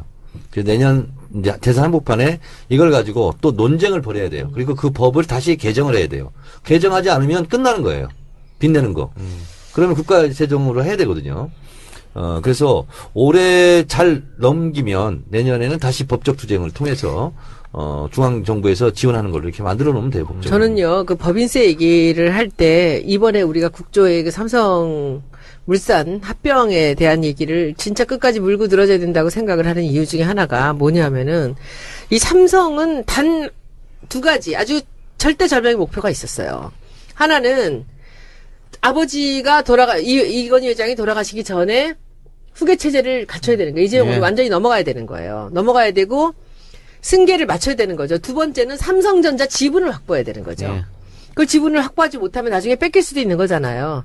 그래서 이 삼성전자 지분을 많이 갖고 있는 삼성물산을 이 제일모직하고 합병을 해야 되는데 이것이 국민연금이 동의를 하지 않으면은 어려운 거였죠. 대주주기 때문에. 그런데 여기서 법인세에 대한 얘기를 제가 잠깐 복잡한 거라 얘기를 못 하겠는데 다는 이게 그 삼성이 이 꿈을 이루기 위해서 지난 9월부터 최순실한테 접근을 했다라는 게 정설입니다. 그런데 얼마를 돈을 냈냐면요. 지금까지 밝혀진 것만 최순실에게 직접 건넨 돈이 78억 원. 미르 K스포츠 재단에 낸 출연금이 204억 원. 최 씨 조카 장시호에게 준 게 16억 원. 모두 합해 300억 원입니다. 게다가 이 사람들이 보세요. 삼성전자 반도체 공장에서 일하다 백혈병에 걸려 죽어가던 직원한테 합의한 게 500만 원이에요. 그러던 인간들이 자기들이 이 삼성물산 합병을 통해서 얻게 된 지금 이 삼성전자의 7조 원의 수익을 얻게 되는 거죠. 싸게 한 거죠. 사실 싸게 한 거죠. 정말 근데 싸게. 그 돈만 좋겠습니까? 제가 보기엔 그거는 팁이고 말 사주고 하는 것들은 더 많이 이제 넣겠죠. 그런데 그러니까. 그러려니까 법인세를 그냥 두는 거죠. 뒤에서 챙기려니까. 이명박 정부나 지금 정부나 똑같이 그것을 이 법인세를 올리면 이것이 흐트러지니까 법인세 안 올리고 그 돈을 뒤로 빼먹는 게 지금 이 정부의 이명박근혜 정부의 아주 아주 상습적인 수법이라고 그래서 볼 뭐 수 다른 있습니다. 거는 뭐 건드려도 이 부분만큼은 절대 안 된다고 지금 하는 자, 거는 거죠. 법인세가 25%에서 22%로 낮춘 것이 이명박 정부 때입니다. 그때 명분은 법인세를 깎아줄 테니 세금을 덜 내는 것으로 공장 지어서 일자리 만들어라. 납수 효과. 투자해서 이거였습니다. 그런데 일자리는 만들지 않고 그것이 재벌들 통장에 다 쌓였어요. 다 유보되어 있죠. 유보돼 있어요. 그래서 작년 2015년 통계 기준으로 재벌들의 사내 유보금이 750조입니다. 근데 750조의 절반이 법인세 인하 효과라고 그래요. 자, 그런데 이번 최순실 사태에서 드러났듯이 재벌들은 300조 이상을 혜택을 봤어요. 법인세 인하로. 300조 혜택을 받는데 이것을 다시 인상을 시키면 이만큼 손해잖아요. 그러니까 그냥 이거를 어떻게 하면 정권에게 잘 보여가지고 법인세 인상을 안 시키는 것이 목표잖아요, 또. 그러기 때문에 돈 내라면 돈 내고 다 이렇게 하는 거예요. 다 이런 짬짬이로 저는 되고 있다. 그래서 결국은 법인세 인하를 했을 당시에 일자리 창출의 효과는 없고 그리고 재벌들의 통장만 불려나갔기 때문에 법인세를 인하한 아무런 효과도 명분도 이제 사라진 거예요. 그래서 당연히 원위치 환원시켜야 된다. 오히려 그리고 여기서 하나. 예. 자, 그런데 법인세를 이렇게 깎아주면 세금이 펑크가 나잖아요. 펑크가 나면 누구한테 메워야 돼요. 그래서 우리는 2,500만 국민이 세금을 내면 2,500분의 1을 내는 세금은 자기가 인지를 못합니다. 예. 간접세. 작년 기준으로 직접세, 아. 종합소득세만 11조를 더 가져갑니다. 법인세에 의해 계속 5조, 6조, 7조 해서 작년에 11조를 더 걷어갔고요. 담배값 올리고. 그래서 담배값 올려서 올해 6조 5천억 걷어가는 거고요. 그리고 주민세 인상, 자동차세 인상 다 하려고 했던 거예요. 주민세, 자동차세는 못 올렸지만. 네. 그래서 결국은 좋은 정부냐 나쁜 정부냐는 세금을 누구한테 어떻게 걷고 그 예산을 어디다 쓰느냐. 이것이 좋은 정부를 판단하는 기준이 될 수 있다. 그렇습니다. 그리고 그 25%였던 노무현 정부 때 오히려 재벌들이 R&D와 고용 창출에 더 투자합니다. 그러니까 내려주니까 오히려 쌓아놓고 올렸을 때는 더 투자했다. 이런 통계가 나와 있기 때문에. 내려주니까 그거를 오히려 쌓아놔도 된다는 시그널로 받아들일 수도 있어요. 그렇게 생각할 수 있는 거죠. 자, 그래서 궁금한 게 재벌 삼성 이야기 하셨으니까 손 의원님. 이건희 회장이 아직 뭐 사망 단계 아니니까. 사망 단계인지 아닌지 알게 뭐야. 어쨌든 지금 뭐 10조 정도 얘기한다 그래요. 지분율로만 보면 금액 따지면 10조 정도를 이재용이 상속 받으면 세금은 얼마나 내야 되나요? 상속세 및 증여세 관련된 법에 따르면은 그 최고 상속세율이 50%입니다. 반띵. 5조 내야 되는군요. 네, 그래서 이미 당연히 최고 세율 구간이기 때문에 절반이죠. 알겠습니다. 이걸 또 어떤 꼼수로 적게 낼 건지 아마 머리 지금 싸매고 있을 것 같아요. 그것도 한번 지켜보면 또 다른 재미가 있을 것 이미 같아요. 그동안에 여러 가지 법적 기술을 통해서 많이 줄여놨습니다. 줄이고 줄인 상태에서 그나마 내는 건데 이것도 더 줄일 여지가 누군가의 머릿속에 있을 것 같습니다. 그래요. 그 머리를 잘 쓰는 사람이 출세를 하는 거죠. 삼성에서는. 이미 했을 거고요. 네. 더 할 말 있으세요? 오늘 방송에서? 오늘 정 의원님 쉬어. 열변을 토했어. 오늘 너무 많이 했어. 아니, 이번에 이제 우리 6일날 정말 장관이 연출됩니다. 국조에 7개 재벌 총수들이 다 나오잖아요. 예. 아마 대통령이 독대했던. 87년 이후로 처음 아닌가요? 이렇게 나오는 게? 87년 청문회 이후로 처음 같은데. 근데 87년 때도 사실 그 급이 다른 것 같아요. 물론 다 재벌이긴 하지만 당시만 해도 한보라든지 기타 이제 정말 우리나라 그 상위 그룹이 전부 다 나오지 않았던 걸로 기억하거든요. 근데 이번에는 정말 그때와는 달리 뭐 이름 들으면 다 아는 그룹부터 나오니까. 초호화. 근데 이제 재벌들. 지금 이제 저야 내가 이런 저런 제가 이제 삼성 이 국민연금 관련되는 걸 캘지 모르니까 이제 그러다가 지금 요새 이제 몇 가지 일들을 하면서 여러 가지 연락이 오고 그러는데 로비가 엄청나요. 그렇겠죠. 그러니까 생전 연락 안 했던 사람이 연락해서 그런 얘기들을 하는데. 3쿠션으로 많이 들어오죠. 근데 이제 제 생각에는 근데 제가 관심 있는 사람이 일단 2명밖에 없어요. 2사람. 저는 이재용 회장하고 조양호 회장이 이제 관심이 있는데 조양호 회장은 또 평창올림픽 관련되는 일들이 있지 않습니까? 그리고 억울하게인지 아닌지 모르지만 현대상선보다는 여기 한진해운이 훨씬 더 시속이 있는 회사였는데 이쪽 거는 한쪽이 다른 반쪽이 좋아지면서 이제 그쪽에도 좀 수상한 일들이 좀 있는 거죠. 그런데 다른데 제가 관심 없는 데서들도 연락들이 많이 오고요. 그런데 지금 아직 제가 마지막 결정은 안 했어요. 이제 국민연금이랑 삼성물산의 합병에 관련되는 건 제가 이 TF팀을 만들어서 일을 하고 있기 때문에 그쪽은 공부하면서 많은 이제 지식을 습득을 하면서 지금 아주 머리가 깨지게 공부를 하고 있어요. 그 관련돼서. 그런데 이제 다른 사람들을 또 그냥 다 이렇게 나왔는데 그냥 보낼 수는 없잖아요. 그쵸? 관심 있는 분야가 다 다르지만 이럴 때는 하나하나 다 건드려야 돼? 어때? 선배님? 한두 명만 관심 가져서 안 되고요. 그리고 이 청문회나 국조를 하려면 다 종합적 사고를 해야 되거든요. 그래서 두루두루 관심 가지세요. 아니, 근데 그걸 다 분야가 다른데. 다 가져야 됩니다. 네, 그래야, 왜냐면. 문화 말고 교육하는 것도 힘든데 거기다가 금융까지 가는데. 하여튼 360도 회전하면서 다 돌려차기를 할 수 있어요. 네. 88년 청문회 때 다른 국회의원들이 정주영 회장이나 다른 회장한테 굽실굽실대고 회장님 그럴 때 당시 노무현 초선 의원이 막 몰아붙인 거 아니에요. 노동자 주거할 때 당신 뭐 했냐고. 그래서 박수 받았던 거거든요. 이번 청문회도 좀. 그래요? 한번 해볼까? 아니, 대통령일은 몇백억씩 낼름낼름 갖다 주면서. 그렇죠. 낼름낼름이라는 표현을 했어요. 예. 그리고 이 노동자 주거하는데 이럴 수 있어요? 이러면서 막. 이게 가족입니까? 그랬죠. 물분을 토하고 그랬죠. 인적 분할 관련해서 혹시 기회가 되면 짧게 아주 쉽게 말씀을 짧게만 드리면은 삼성의 인적 분할. 네네, 삼성전자의 인적 분할이죠. 이게 인적이라고 해가지고 사람 수 이렇게 나눈다 그건 아니고요. 삼성전자라는 법인이 있습니다. 회사가 그 회사를 둘로 나누는 건데요. 나누는 게 오늘 사실 인적 분할이라는 표현을 구체적으로 쓰진 않았어요, 언론에. 그러면서 삼성전자가 지주회사 체제로 재편하겠다라고 예. 했습니다. 그래서 이름을 붙여보면 뭐 삼성전자 홀딩스가 생기고 또 그 이외에 삼성전자 사업회사, 실제로 뭐 제품 만들고 하는 회사가 있겠죠. 나누는데 이 핵심이 뭐냐면, 의도하는 게 뭐냐면 지배구조의 뭐 개선이라고 표현을 그들은 하겠지만 지배구조 강화거든요. 아하. 그래서 기존에 정말 달라지는 게 하나도 없는데 지배구조는 좀 더 오너 일가의 지배구조는 강화시키는 방법이 바로 인적 분할의 그 마법이라고 부르는데요. 이게 뭐냐면 자사주가 있어요. 삼성전자가 삼성전자의 주식을 가지고 있으면 의결권이 없습니다. 그래서 지배구조가 강화되지 않는데 이 회사를 인적 분할하면은 두 회사로 나누잖아요. 예. 그러면은 비율대로 나눠지니까 서로 다른 회사의 주식을 갖게 되는 거거든요. 그럼 할 말이 생기네요. 그렇다 네. 보면은 이제 그 지배구조를 강화시킬 수 있기 때문에 이거는 다른 회사에서도 이미 했던 거거든요. 그게 외국에서도 한 사례가 있어요. 그래서 더불어민주당, 제가 이름은 잘 모르겠는데 더불어민주당의 의원이 이렇게 인적 분할을 하기 전에 의무적으로 자사주를 소각해라, 없애라. 왜냐하면 인적 분할을 통해서 그동안은 행사하지 못했던 의결권을 행사할 수 있으니까 그걸 못하게 하는 법안이 지금 발의가 된 상태인데 아직 통과 안 된 것 같습니다. 이게 뭐 국회 차원에서 논의가 좀 있어야 될 것 같아요. 인적 분할하기 전에. 알겠습니다. 자, 됐죠 이제? 오늘 박영석 기념관 얘기는 못했네. 그거 하세요. 손혜원 간단하게. 의원 지역구에 예, 예. 경사가 났습니다. 아우, 난 너무 오늘 예. 감동적이었어. 산악인? 박영석 대장? 네, 네. 예. 산악 영웅. 말씀하세요, 그러면. 우리가 보통 남극 탐험, 아문젠 그런 뭐 위인전에서 보고 그러잖아요. 근데 아문젠보다 10배, 100배 훌륭한 업적을 남긴 분이 산악 영웅 박영석 대장이거든요.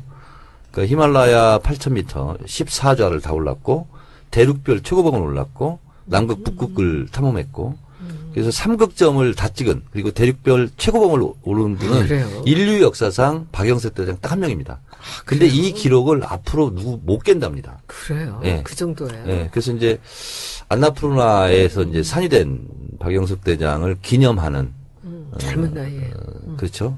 박영석 산악 문화 체험. 박영석 센터 하면 돼. 센터. 복잡한 일 다 예. 빼버릴 거야 내가. 그래서 노을공원, 하늘공원 사이 쓰레기 속장 밑에 오늘 착공식을 했습니다. 아, 착공식? 네. 네. 예. 언제 완공되는 거예요? 1년 뒤. 1년 1년 뒤에 10월 12월인데 하는데 그거 오늘 제가 이제 갔어요. 지역구 국회의원으로 갔는데 제가 이제 정 의원님 꼭 오셔야 되니까 전화해라. 했더니 이미 다 초대받아서 오셨다. 가서 보니까 박영석이 아니고 정청래가 영웅이더만 거기 가보니까. 그러니까 그 일이 그 노을공원에 그 기념관이 세워지게 하는데 혼자서 뛰어다니면서 다 한 거야 그 일을.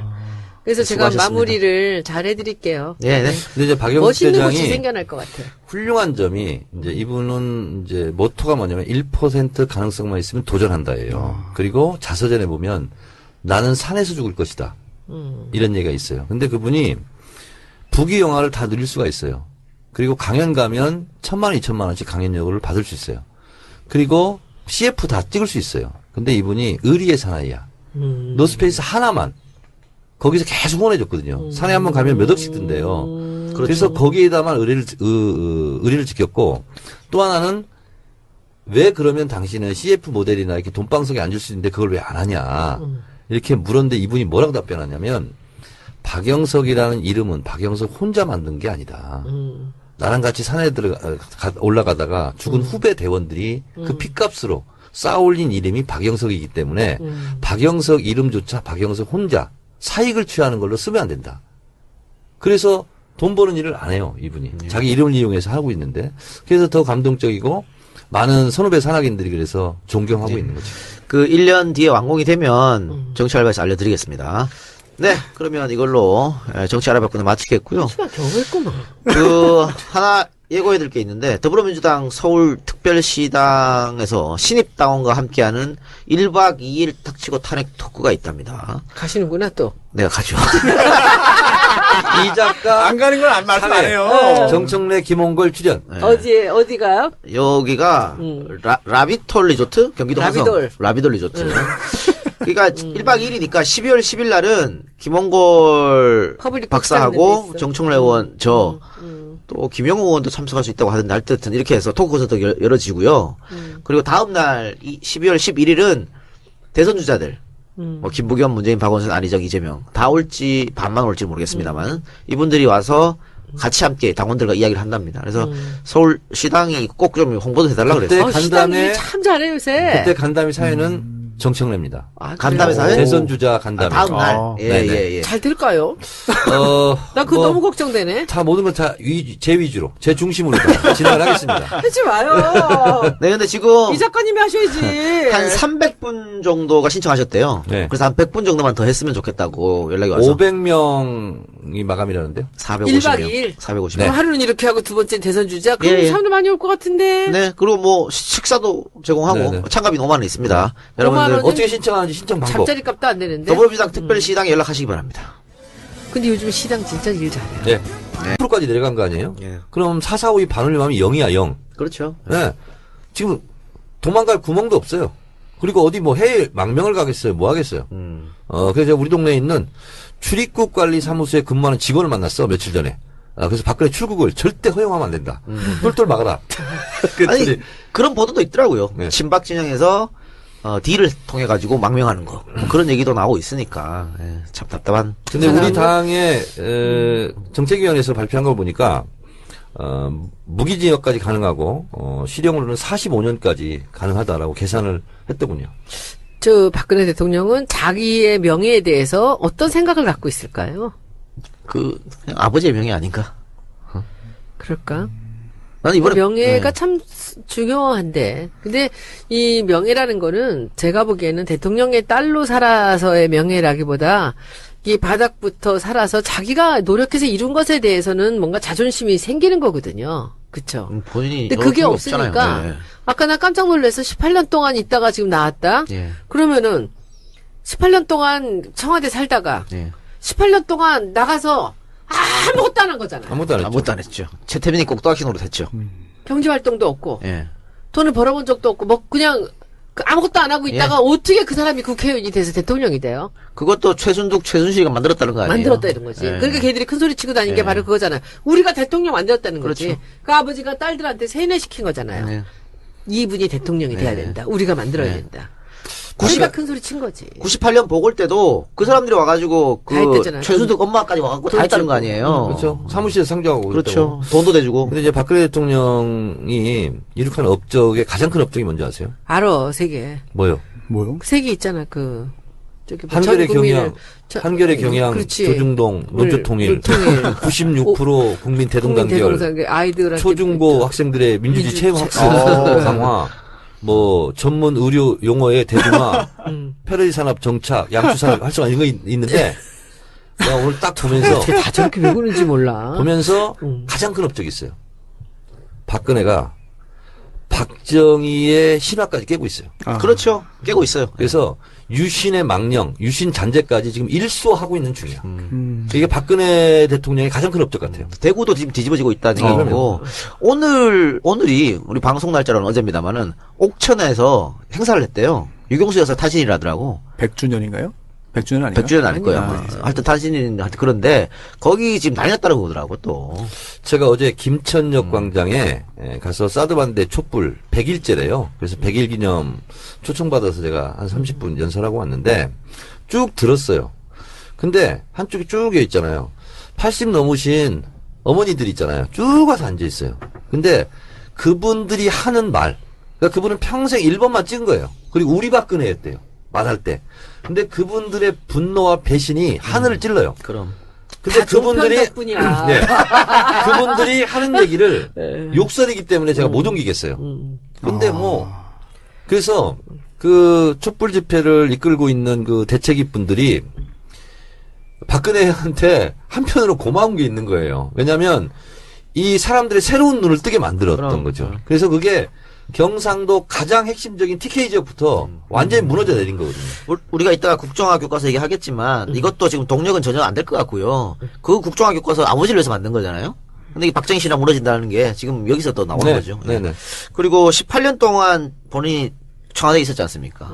자기 집이라고 생각할 거야 아마. 집이지. 어. 어릴 때 추억이고. 그렇죠. 그 다시 돌아왔잖아요. 음. 이제 지발로는 못 나가겠다는 거지. 뭐 그런 것 같아요. 근데 18년 자꾸 얘기하니까 저도 이제 생각이 떠오르는데 가만히 보세요. 해방이 1945년도에 됐죠. 그리고 일제치하가 1910년에 시작됐죠. 30년이에요. 그리고 45년 이후로 4.19 혁명이 또 한 근 30년이에요. 35년. 그리고 4.19부터 1960년이잖아요. 87년 6월 항쟁. 이게 또 한 근 30년이야. 예. 그리고 87년 6월 항쟁 통해 2010년 이게 또 한 30년이야. 그래서 30년을 주기로 30년을 사이클로 하면서 국민들의 혁명 의식이 높아지는 거야. 자꾸 뭐 끼워 맞추지 마요. 아니 이게 사실 아니라 이거는 어느 정도 증명이 된 거예요 지금. 아니 근데 분명한 것은 아마 30년 후 역사책은 2016년 11월 혁명이라고 쓸 것 같아요. 아 그러면 근데 저는 진짜 지금 바람 같은 생각인데 정 의원님 네. 그 박근혜 업적 하나 더 넣어줘야 돼. 뭐요? 이 종편이 아니었으면 어른들이 이렇게 빨리 뒤집어지지 않았어요. 이명박이 만들었어요. 이명박이 만들었어요. 그렇지. 이명박이 업적이야. 이명박이 어떻게야? 아니 종편을 우리가 그렇게 원망을 하고 그랬었는데 이번에는 KBS, MBC 안 했잖아요. 아니, JTBC도 그랬었죠. 종편이에요. 네. JTBC도. 그러니까. 자 그런데 우리가 종편이 아니었으면은 이렇게 빨리 96%가 되지 않았을 것 같아요. 자 근데 여기서 제가 고맙다는 건 아니었고. 사실 아니, 왜냐면 걔들은 돌아갈 거야. 그렇지. 종편 모양으로. 문제는 예. 그다음 무지연합하면서 내가 하세요. 하고 예. 또 하나는 지금 이제 이 기회에 우리가 제도적 시스템을 마련할게 제가 얘기했잖아요. 고위공직자 비리수사처. 검찰은 죽은 권력에 충성하지 않습니다. 죽은 권력이면 하이에나가 돼서 물어뜯거든요. 그렇지. 지금 박근혜 정권이 죽었으니까 죽은 고기를 그러니까. 물어뜯고 있는 하이에나가 되는 거지. 그렇지. 새로운 질서와 새로운 권력이 생기면 거기에 또 줄 섭니다. 또 그러겠지. 그래서 이것이 악순환이 반복이 돼요. 그래서 검찰을 들여다볼 수 있는 고위공직처 비리수사처 있잖아요. 네. 이걸 이번 기회에 시스템을 완비해야 됩니다. 그래야 균형을 갖춰요. 자, 공수처. 견제와 균형의 사각지대는 항상 곰고 썩게 돼 있어요. 그래서 저는 이 국면이 어느 정도 넘어가면서 고위공직자 비리수사처 이것도 제도적으로 좀 마련할 필요가 있겠다 이런 생각이 그래도 들고 똑같이 그렇게 아부하지 않을까? 줄 서고. 당연하죠. 그래서 항상 특검할 수도 없는 거고 그리고 종편도 마찬가지예요. 좀 이따 말씀드리겠지만 자기들이 원하는 것만 씁니다. 원래 역사라는 것은 로우 머티리얼 이렇게 낱개로 있는 사실들을 취사 선택한 것을 이은 거잖아요.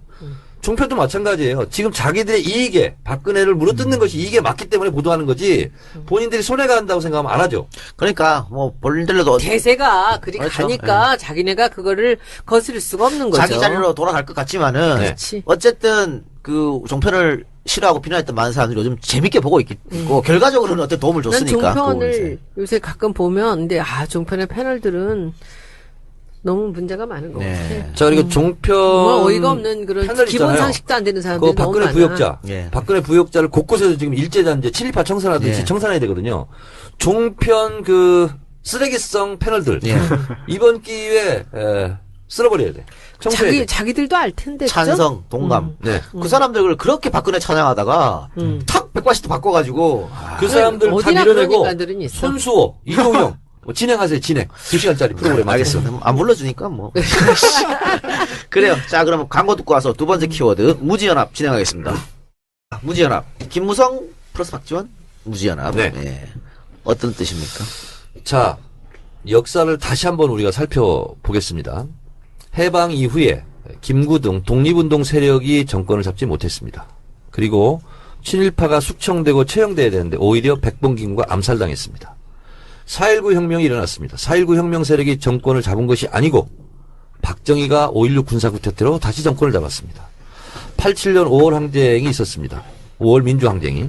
그러나 5월 민주항쟁을 탱크로 진압하고 죽이고 했던 전두환이 정권을 잡았습니다. 87년 6월 항쟁이 있었습니다. 근데 87년 6월 항쟁의 타도의 대상이었던 노태우가 다시 정권을 잡았습니다. 2016년 전 국민 항쟁이 벌어지고 있습니다.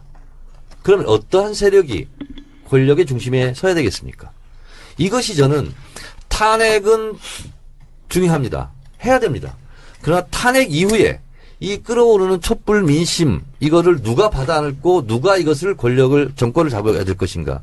이것은 대단히 중요한 문제. 지금까지는 이런 혁명적 상황에서 항상 혁명 주도 세력이 정권을 잡지 못하고 오히려 또 피해자로서 또 탄압의 대상으로서 전락하는 경우가 많았거든요.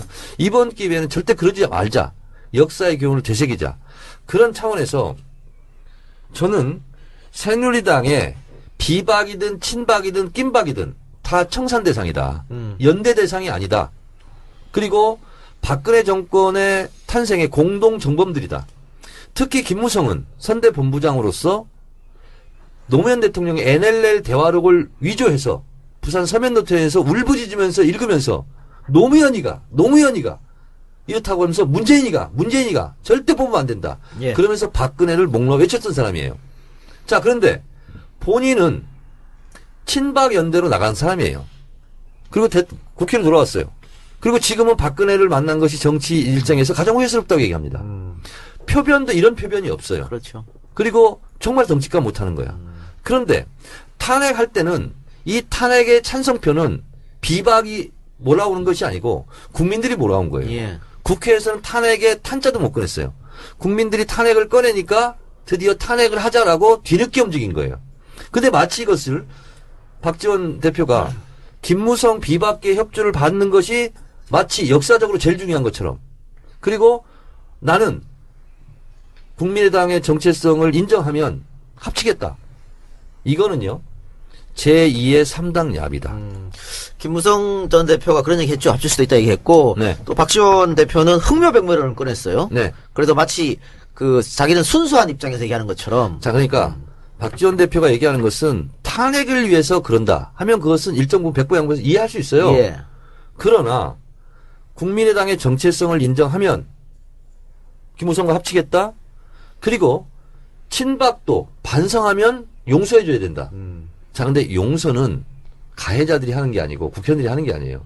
프랑스의 똘레랑스는 나치 부역 2년 6개월밖에 안 됩니다. 나치가 물러간 다음에 제일 먼저 처형한 게 언론입니다. 그 다음에 정치인들이에요. 다 죽였어요. 근데 공소시효가 끝났어. 법을 바꿉니다. 민족 반역자에게는 공소시효가 없다. 80년대 중반까지 추적해서 발본세관에서 다 처형합니다.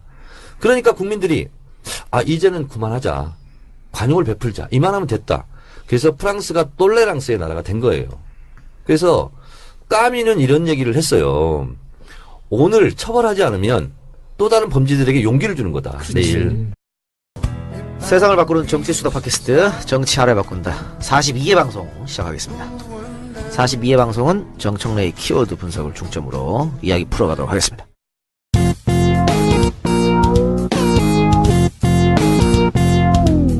정청래 키워드 분석. 자, 오늘의 키워드 분석 뭡니까? 명퇴. 네, 또 하나는 또 하나는 무지연합. 무지연합? 네. 단무지연합? 김무성, 박지원 연합. 무지연합이요? 네, 무지연합. 야, 그냥 명태부터 합시다. 네. 명태는 뭐요? 대통령 명태요? 오늘 대국민 담화가 있었죠. 네, 한마디로 있었죠. 말하면 나는 명예롭게 퇴직하고 싶다. 명태를 얘기한 것이고요. 그 전날 친박들이 모여서 서청원, 조원진 등등이 모여서 대통령의 명예로운 퇴진을 얘기했어요. 그리고 친박으로서는 처음으로 대통령이 명예로운 퇴직을 해야 된다. 그러면서 현장에서 조원재 정무수석의 전화로 우리 친박이 이렇게 결정을 했다. 이렇게 통보했다는 거죠. 그것이 박근혜 대통령이 전달이 됐는지는 확인이 되지 않고요. 그리고 또 국가 원로라고 하면서 전직 국회의장 등등이 모여서 4월 달에 퇴진해야 된다. 예. 그것도 사실상 맥락은 명예로운 퇴진입니다. 질서 있는 퇴진. 질서 이른바. 있는 퇴직. 예. 네, 그렇습니다. 그런데 이제 이게 이제 친박과 국가 원로들 그리고 오늘 박근혜 대통령 담화까지 즉각 퇴진을 반대하고 즉각 퇴진을 거부한 거잖아요. 결국은 그런 분위기를 띄웠고 그리고 즉각 퇴진을 거부하고 교란 작전을 통해서 공을 국회로 떠넘기게 됐다. 라는 거죠. 그 조짐을 저는 봤어요. 박근혜 대국민 담화 발표가 오늘 긴급 속보로 떴잖아요. 예. 언제 하겠다. 그래서 제가 오전에 명예로운 퇴직을 이들은 왜 원할까? 이게 박근혜 대통령 담화 발표하기 전에 제가 10가지를 정리했어요. 정리했는데 첫 번째 탄핵 교란용이다. 시간 벌기다. 그리고 퇴진과 개헌을 연기한 거다. 그리고 야당 분란용이다.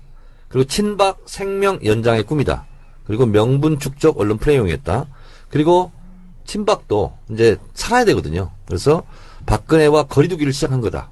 그리고 친박이 같이 지금 합의를 한 게 아니거든요. 일부가 튀어나와서 한 거기 때문에 친박의 균열을 가져왔다. 그리고 한마디도 안 할 수가 없잖아요, 지금. 온갖 지금 백가정명이 나오고 있는데 거기에 대열에 동참한 거다. 그리고 10번째가 그냥 한마디 한 거다. 이렇게 10가지 분석을 했는데 이게 이제 오전에 제가 9시 좀 넘어서 어제 기사를 보고 일어나자마자 이걸 정리해서 제 페이스북에 긴 장문의 글로 썼고 지금 제가 압축 요약한 건데 어쩌면 이렇게 2시 반에 그 대국민 담화를 하는 걸 보면서 내가 한 5시간 전에 나름대로 감으로 쓴 예언이 이렇게 또 맞을 수가 있나 하고 스스로 또 자뻑을 또 했어요. 제가. 자뻑 잘했고요. 네. 그러면은 의원님은 친박 중진 사람들이 대통령한테 건의한 것은 네. 미리 청와대하고 교감이 있다고 보시는 거예요? 저는 없다고 봅니다. 교감 없이? 예, 예. 각자 도생의 길에서 한마디 안 할 수 없고 알리바이 용으로 어차피 박근혜는 뭐 임기가 언제까지 뭐 연장이 될지는 모르겠으나 박근혜는 이미 몰락한 거거든요. 몰락한 다리거든. 그렇다면 우리도 한마디 했다. 그리고 우리도 좀 살아야 되지 않겠냐. 이런 거지. 박근혜에 대한 충성심으로 한 것은 아니다. 아니다. 어쨌든 지금 대통령이 우리 방송 시간으로는 어제입니다. 어제 그 퇴임 얘기한 거 뭐 자기의 임기를 단축시키겠다 이렇게 얘기한 것은 친박 중진들이 건의한 거를 받는 모양새 같아요. 왜냐면은 그 전에 원로들이 이야기한 것은 4월까지 하야하라 그랬거든요. 그러니까 일정을 대통령 본인이 내놓으라 그랬는데 어제 대통령 대국민 담화는 일정을 본인이 내지 않고 국회로 떠넘긴 거예요. 니네가 국회 내봐. 니네가 따라라, 그죠? 이게 좀 다른 것 같아요. 그러니까 예를 들어서 청와대하고 교감을 했다면 예. 그런 방식으로 하지 않았고요. 그리고 서청원 의원 등이 모은 그 몇 명도 동의하지 않는다. 서청원 의원이 주로 얘기했고 들었을 뿐이다. 라는 것을 기자에게 흘렸거든요. 그러면 친박의 단일 대오 단일 목소리는 아니었거든. 그래서 제가 봤을 때는 명분 축적용 알리바이용으로 이 국면에서 본인들도 뭔가를 한마디는 해야 되겠다. 이런 것에서 오지 않았나 그런 생각이 들고 그런 것과는 전혀 다른 그러니까 국가원로 뭐 자문이든 친박이 뭐든 간에 그거하고는 관계없이 그냥 박근혜는 지금 제일 필요한 게 두 가지 고민이에요. 하나는 시간이 필요하고요. 예. 또 하나는 어떻게 하면 구속을 면할까. 예. 이거거든 딱 지금. 그렇다면 누가 조언하고 이게 안 들어와요.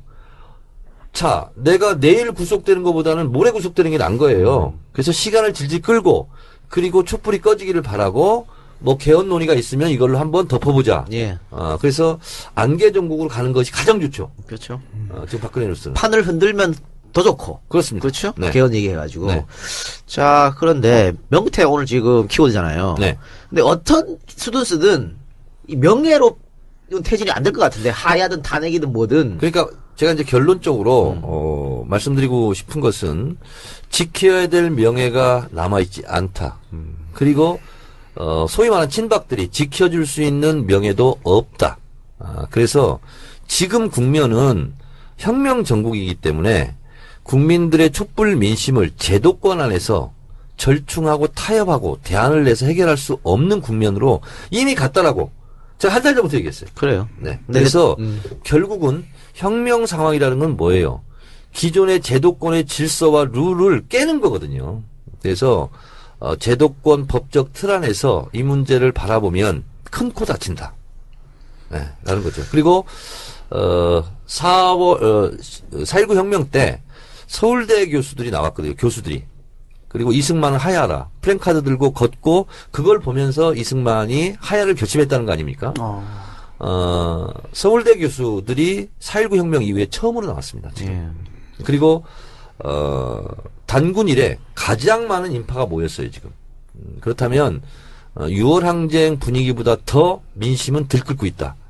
그래서 박근혜가 피해 나갈 방법은 없다. 이렇게 보는 거죠. 저는 의원님 말씀하신 명태가 확 와닿는데요. 근데 그 명예로운 퇴진이잖아요. 네. 근데 그 명예가 대통령의 명예가 아니라 좀 촛불을 들고 대통령의 퇴진을 바라는 국민들의 명예가 존중되고 살아날 수 있는 그런 퇴진이 되어야 된다. 이렇게 생각합니다. 교과서적인 얘기고요. 대통령은 전혀 그런 생각이 없어. 그러니까 봤을 땐 박근혜는 진짜 마지막으로 자기가 국가에 대해서 봉사하려면은 당장 내려와야 되는 거예요. 왜냐하면 지금 완전 식물 대통령 아닙니까? 국적인 다 올 수도 됐고 공무원들도 일 안 하려고 그럽니다. 그리고 지금 전국에서 학생들도 지금 수업 거부 동참한다고 그렇게 하죠. 네, 대학생들. 그리고 모든 노조에서 다들 지금 스톱한다는 거 아니에요. 이렇게 되면 경제도 어려워지고 대한민국의 위신도 떨어지고 하는데 저렇게 고집 부리는 이유는 자기 살자고 하는 거지. 그렇죠. 국가를 생각하는 건 전혀 없는 것이죠. 그러니까 나는 살자. 난 내가 길 가겠다. 국민이 죽든 말든 난 관계없다. 그리고 어쨌든 지지율이 지금 무엇을 위해서 만든 거잖아요. 근데 이 박정희 신화 무너진다는 게 지금 여기서 또 나오는 네. 거죠. 네네. 그리고 18년 동안 본인이 청와대에 있었지 않습니까?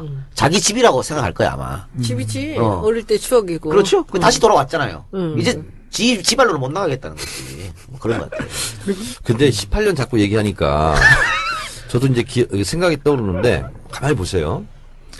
해방이 1945년도에 됐죠. 그리고 일제치하가 1910년에 시작됐죠. 30년이에요. 그리고 45년 이후로 4.19 혁명이 또 한 근 30년이에요. 35년. 그리고 4.19부터 1960년이잖아요. 87년 6월 항쟁. 이게 또 한 근 30년이에요. 그리고 87년 6월 항쟁 통해와 2010년 이게 또 한 30년이야. 그래서 30년을 주기로 30년을 사이클로 하면서 국민들의 혁명 의식이 높아지는 거야.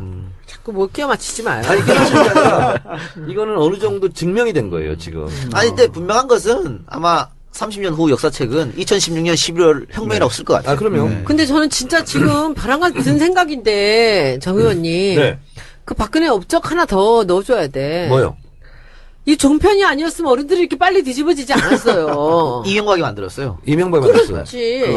이명박이 업적이야. 이명박이 어떡이야. 아니, 종편을 우리가 그렇게 원망을 하고 그랬었는데, 이번에는 KBS, MBC 안 했잖아요. 아니, JTBC도 그래서- 종편이에요. 네. JTBC 도. 그러니까. 자, 그런데 우리가. 종편이 아니었으면은 이렇게 빨리 96%가 되지 않았을 것 같아요. 자, 근데 여기서 제가. 고맙다는 건 아니었고. 사실. 아니, 왜냐면 걔들은 돌아갈 거야. 그렇지. 종편 모양으로. 문제는 예. 그 다음 무지연합 하면서 내가 하세요. 하고 예. 또 하나는 지금 이제 이 기회에 우리가 제도적 시스템을 마련할게 제가 얘기했잖아요. 고위공직자 비수사처. 검찰은 죽은 권력에 충성하지 않습니다. 죽은 권력이면 하이에나가 돼서 물어뜯거든요. 그렇지. 지금 박근혜 정권이 죽었으니까 죽은 고기를 그러니까. 물어뜯고 있는 하이에나가 되는 거지. 그렇지. 새로운 질서와 새로운 권력이 생기면 거기에 또 줄 섭니다. 또 그러겠지. 그래서 이것이 악순환이 반복이 돼요. 그래서 검찰을 들여다볼 수 있는 고위공직처 비수사처 있잖아요. 네. 이걸 이번 기회에 시스템을 완비해야 됩니다. 그래야 균형을 갖춰요. 자, 공수처. 견제와 균형의 사각지대는 항상 곰고 썩게 돼 있어요. 그래서 저는 이 국면이 어느 정도 넘어가면서 고위공직자 비수사처 이것도 제도적으로 좀 마련할 필요가 있겠다. 이런 생각이 들고. 그래도 똑같이 그렇게 아부하지 않을까? 줄 서고. 당연하죠. 그래서 항상 특검할 수도 없는 거고 그리고 종편도 마찬가지예요. 좀 이따 말씀드리겠지만 자기들이 원하는 것만 씁니다. 원래 역사라는 것은 로우 머티리얼 이렇게 낱개로 있는 사실들을 취사 선택한 것을 이은 거잖아요. 종편도 마찬가지예요. 지금 자기들의 이익에 박근혜를 물어뜯는 것이 이익에 맞기 때문에 보도하는 거지 본인들이 손해가 한다고 생각하면 안 하죠. 그러니까, 뭐, 본인들도 대세가 그리 그렇죠. 가니까 자기네가 그거를 거스를 수가 없는 거죠. 자기 자리로 돌아갈 것 같지만은, 네. 그렇지. 어쨌든, 그, 종편을 싫어하고 비난했던 많은 사람들이 요즘 재밌게 보고 있고, 결과적으로는 어떤 도움을 난 줬으니까. 종편을 요새 가끔 보면, 근데 종편의 패널들은 너무 문제가 많은 것 네. 같아. 자, 그리고 종편 정말 어이가 없는 그런 패널 기본 있잖아요. 상식도 안 되는 사람들이 그 너무 박근혜 많아. 부역자, 예. 박근혜 부역자를 곳곳에서 지금 일제단제 친일파 청산하듯이 예. 청산해야 되거든요. 종편 그 쓰레기성 패널들 예. 이번 기회에 쓸어버려야 돼. 청소해야 돼. 자기들도 알 텐데. 그죠? 찬성, 동감. 네. 그 사람들을 그렇게 박근혜 찬양하다가, 탁 180도 바꿔가지고, 그 사람들 다 어디나 그런 밀어내고 인간들은 있어. 손수호, 이종영 뭐 진행하세요. 진행. 2시간짜리 프로그램 알겠습니다. 안 불러주니까 뭐. 그래요. 자, 그럼 광고 듣고 와서 두 번째 키워드, 무지연합 진행하겠습니다. 무지연합. 김무성 플러스 박지원? 무지연합. 네. 예. 어떤 뜻입니까? 자, 역사를 다시 한번 우리가 살펴보겠습니다. 해방 이후에 김구 등 독립운동 세력이 정권을 잡지 못했습니다. 그리고 친일파가 숙청되고 처형돼야 되는데 오히려 백범김과 암살당했습니다. 4.19 혁명이 일어났습니다. 4.19 혁명 세력이 정권을 잡은 것이 아니고 박정희가 5.16 군사구태태로 다시 정권을 잡았습니다. 87년 5월 항쟁이 있었습니다. 5월 민주항쟁이. 그러나 5월 민주항쟁을 탱크로 진압하고 죽이고 했던 전두환이 정권을 잡았습니다. 87년 6월 항쟁이 있었습니다. 근데 87년 6월 항쟁의 타도의 대상이었던 노태우가 다시 정권을 잡았습니다. 2016년 전 국민 항쟁이 벌어지고 있습니다. 그러면 어떠한 세력이 권력의 중심에 서야 되겠습니까? 이것이 저는 탄핵은 중요합니다. 해야 됩니다. 그러나 탄핵 이후에 이 끌어오르는 촛불 민심 이거를 누가 받아 안고 누가 이것을 정권을 잡아야 될 것인가. 이것은 대단히 중요한 문제. 지금까지는 이런 혁명적 상황에서 항상 혁명 주도 세력이 정권을 잡지 못하고 오히려 또 피해자로서 또 탄압의 대상으로서 전락하는 경우가 많았거든요. 이번 기회에는 절대 그러지 말자. 역사의 교훈을 되새기자. 그런 차원에서 저는 새누리당의 비박이든 친박이든 낀박이든 다 청산 대상이다. 연대 대상이 아니다. 그리고 박근혜 정권의 탄생의 공동 정범들이다. 특히 김무성은 선대 본부장으로서 노무현 대통령의 NLL 대화록을 위조해서 부산 서면노트에서 울부짖으면서 읽으면서 노무현이가 명예도 없다. 그래서 지금 국면은 혁명 정국이기 때문에 국민들의 촛불 민심을 제도권 안에서 절충하고 타협하고 대안을 내서 해결할 수 없는 국면으로 이미 갔다라고 제가 한 달 전부터 얘기했어요. 그래요. 네. 그래서 결국은 혁명 상황이라는 건 뭐예요? 기존의 제도권의 질서와 룰을 깨는 거거든요. 그래서 제도권 법적 틀 안에서 이 문제를 바라보면 큰 코 다친다. 네, 라는 거죠. 그리고 4.19 혁명 때 서울대 교수들이 나왔거든요. 교수들이. 그리고 이승만은 하야라. 프랭카드 들고 걷고 그걸 보면서 이승만이 하야를 결심했다는 거 아닙니까? 서울대 교수들이 4.19 혁명 이후에 처음으로 나왔습니다. 지금. 예. 그리고 단군 이래 가장 많은 인파가 모였어요. 지금. 그렇다면 6월 항쟁 분위기보다 더 민심은 들끓고 있다. 그래서 박근혜가 피해 나갈 방법은 없다. 이렇게 보는 거죠. 저는 의원님 말씀하신 명태가 확 와닿는데요. 근데 그 명예로운 퇴진이잖아요. 네. 그 명예가 대통령의 명예가 아니라 좀 촛불을 들고 대통령의 퇴진을 바라는 국민들의 명예가 존중되고 살아날 수 있는 그런 퇴진이 돼야 된다. 이렇게 생각합니다. 교과서적인 얘기고요. 대통령은 전혀 그런 생각이 없어. 그러니까 봤을 땐 박근혜는 진짜 마지막으로 자기가 국가에 대해서 봉사하려면은 당장 내려와야 되는 거예요. 왜냐하면 지금 완전 식물 대통령 아닙니까? 국적인 다 올 수도 됐고 공무원들도 일 안 하려고 그럽니다. 그리고 지금 전국에서 학생들도 지금 수업 거부 동참한다고 그렇게 하죠. 네, 대학생들. 그리고 모든 노조에서 다들 지금 스톱한다는 거 아니에요. 이렇게 되면 경제도 어려워지고 대한민국의 위신도 떨어지고 하는데 저렇게 고집 부리는 이유는 자기 살자고 하는 거지. 그렇죠. 국가를 생각하는 거 전혀 없는 것이죠. 그러니까 나는 살자. 난 내 갈 길 가겠다. 국민이야 죽든 말든 난 관계없다. 그리고 어쨌든 지지율이 지금 4%까지 내려간 거 아니에요? 예. 그럼 4, 4, 5위 반올림하면 0이야 0. 그렇죠. 네. 지금 도망갈 구멍도 없어요. 그리고 어디 뭐 해외 망명을 가겠어요? 뭐 하겠어요? 그래서 제가 우리 동네에 있는 출입국 관리 사무소에 근무하는 직원을 만났어, 며칠 전에. 그래서 박근혜 출국을 절대 허용하면 안 된다. 똘똘 막아라. 아니, 그런 보도도 있더라고요. 네. 친박 진영에서 딜을 통해 가지고 망명하는 거. 뭐 그런 얘기도 나오고 있으니까. 참 답답한. 근데 우리 당의 정책위원회에서 발표한 걸 보니까 무기징역까지 가능하고 실형으로는 45년까지 가능하다라고 계산을 했더군요. 저 박근혜 대통령은 자기의 명예에 대해서 어떤 생각을 갖고 있을까요? 그냥 아버지의 명예 아닌가? 그럴까? 나는 이번에 명예가 참 중요한데, 근데 이 명예라는 거는 제가 보기에는 대통령의 딸로 살아서의 명예라기보다 이 바닥부터 살아서 자기가 노력해서 이룬 것에 대해서는 뭔가 자존심이 생기는 거거든요. 그쵸? 본인이 근데 그게 여러 없으니까 없잖아요. 네. 아까 나 깜짝 놀라서 18년 동안 있다가 지금 나왔다? 예. 그러면은 18년 동안 청와대 살다가 예. 18년 동안 나가서 아무것도 안 한 거잖아요. 아무것도 안 했죠. 아무것도 안 했죠. 최태민이 꼭두각시 노릇했죠. 경제 활동도 없고 예. 돈을 벌어본 적도 없고 뭐 그냥 아무것도 안 하고 있다가 어떻게 그 사람이 국회의원이 돼서 대통령이 돼요? 그것도 최순실이가 만들었다는 거 아니에요? 만들었다 이런 거지. 예. 그러니까 걔들이 큰 소리 치고 다니는 게 예. 바로 그거잖아요. 우리가 대통령 만들었다는 거지. 그렇죠. 그 아버지가 딸들한테 세뇌시킨 거잖아요. 네. 이분이 대통령이 돼야 된다. 우리가 만들어야 네. 된다. 90 우리가 큰 소리 친 거지. 98년 보궐 때도 그 사람들이 와가지고 다 했댔잖아요. 최순득 엄마까지 와가지고 다 돈 했다는 주고. 거 아니에요? 그렇죠. 사무실에 상주하고. 그렇죠. 돈도 대주고. 근데 이제 박근혜 대통령이 이룩한 업적의 가장 큰 업적이 뭔지 아세요? 알아, 세계. 뭐요? 뭐요? 세계 있잖아, 저기 뭐 한결의 전 국민을 경향, 한결의 경향, 그렇지. 조중동, 논조통일, 논조통일. 96% 국민 대동단결, 대동단결, 아이들한테 초중고 학생들의 민주주의 민주주의 체험 학습 강화, 뭐 전문 의료 용어의 대중화, 패러디 산업 정착, 양수 산업 활성화 이런 거 있는데 내가 오늘 딱 보면서 어떻게 다 저렇게 외우는지 몰라. 보면서 가장 큰 업적이 있어요. 박근혜가 박정희의 신화까지 깨고 있어요. 그렇죠. 깨고 있어요. 그래서 유신의 망령, 유신 잔재까지 지금 일소하고 있는 중이야. 이게 박근혜 대통령의 가장 큰 업적 같아요. 대구도 지금 뒤집어지고 있다는 얘기고 오늘이 우리 방송 날짜로는 어제입니다만은 옥천에서 행사를 했대요. 유경수 여사 탄신이라더라고. 100주년인가요? 100주년 아닌가? 100주년 아닐 거야. 아니야. 하여튼 탄신인 하여튼 그런데 거기 지금 난리 났다는 거더라고 또. 제가 어제 김천역 광장에 가서 사드반대 촛불 100일째래요. 그래서 100일 기념 초청받아서 제가 한 30분 연설하고 왔는데 쭉 들었어요. 근데 한쪽이 쭉 있잖아요. 80 넘으신 어머니들 있잖아요. 쭉 와서 앉아 있어요. 근데 그분들이 하는 말, 그러니까 그분은 평생 1번만 찍은 거예요. 그리고 우리 박근혜였대요. 말할 때. 근데 그분들의 분노와 배신이 하늘을 찔러요. 그럼. 근데 다 그분들이 덕분이야. 네. 그분들이 하는 얘기를 욕설이기 때문에 제가 못 옮기겠어요.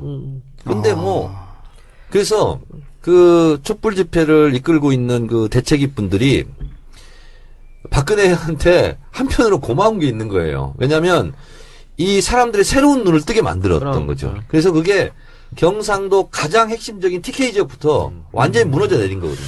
우리가 이따가 국정화 교과서 얘기하겠지만 이것도 지금 동력은 전혀 안 될 것 같고요. 그 국정화 교과서 박지원 대표가 그것을 미리미리 공개해가지고 사람을 사람 곤란하게 맨날 만든다. 그러잖아요. 맨날 그러잖아. 그래서 김무성도 좀 불만을 토로하는 거예요. 박지원 대표한테. 그러니까 뭐냐면 5일 전인가 기사를 딱 보는데 비박과 뭐 하겠다 합치겠다 이런 걸 얘기하는 거예요. 그래서 그때 제가 딱 보고 드디어 나한테 들켰다. 제가 그것을 웅크리고 계속 지켜보고 있었거든요. 왜냐하면 박지원 대표는 문재인 대표가 되는 꼴을 못 봅니다. 예. 그리고 민주당이 잘 되는 꼴을 못 봐요. 그러면 끌어들일 세력은 새누리당이 쪼개지는 거예요. 그래서 저는 박지원 대표가 박근혜의 퇴진과 뭐 하야 이런 게 중요한 게 아니라 탈당하고 새누리당이 쪼개지는 것을 원하고 있구나라고 직감적으로 느꼈어요. 그리고 들어오면 주워 먹겠다. 이삭죽게 하겠다. 이렇게 생각하고 언제 이것을 나한테 꼬리를 밟히나 계속 예의주시하고 있었어요. 근데 내가 2대1 기사라고 생각이 드는데 난 합치겠다는 툴 딱 얘기하더라고요.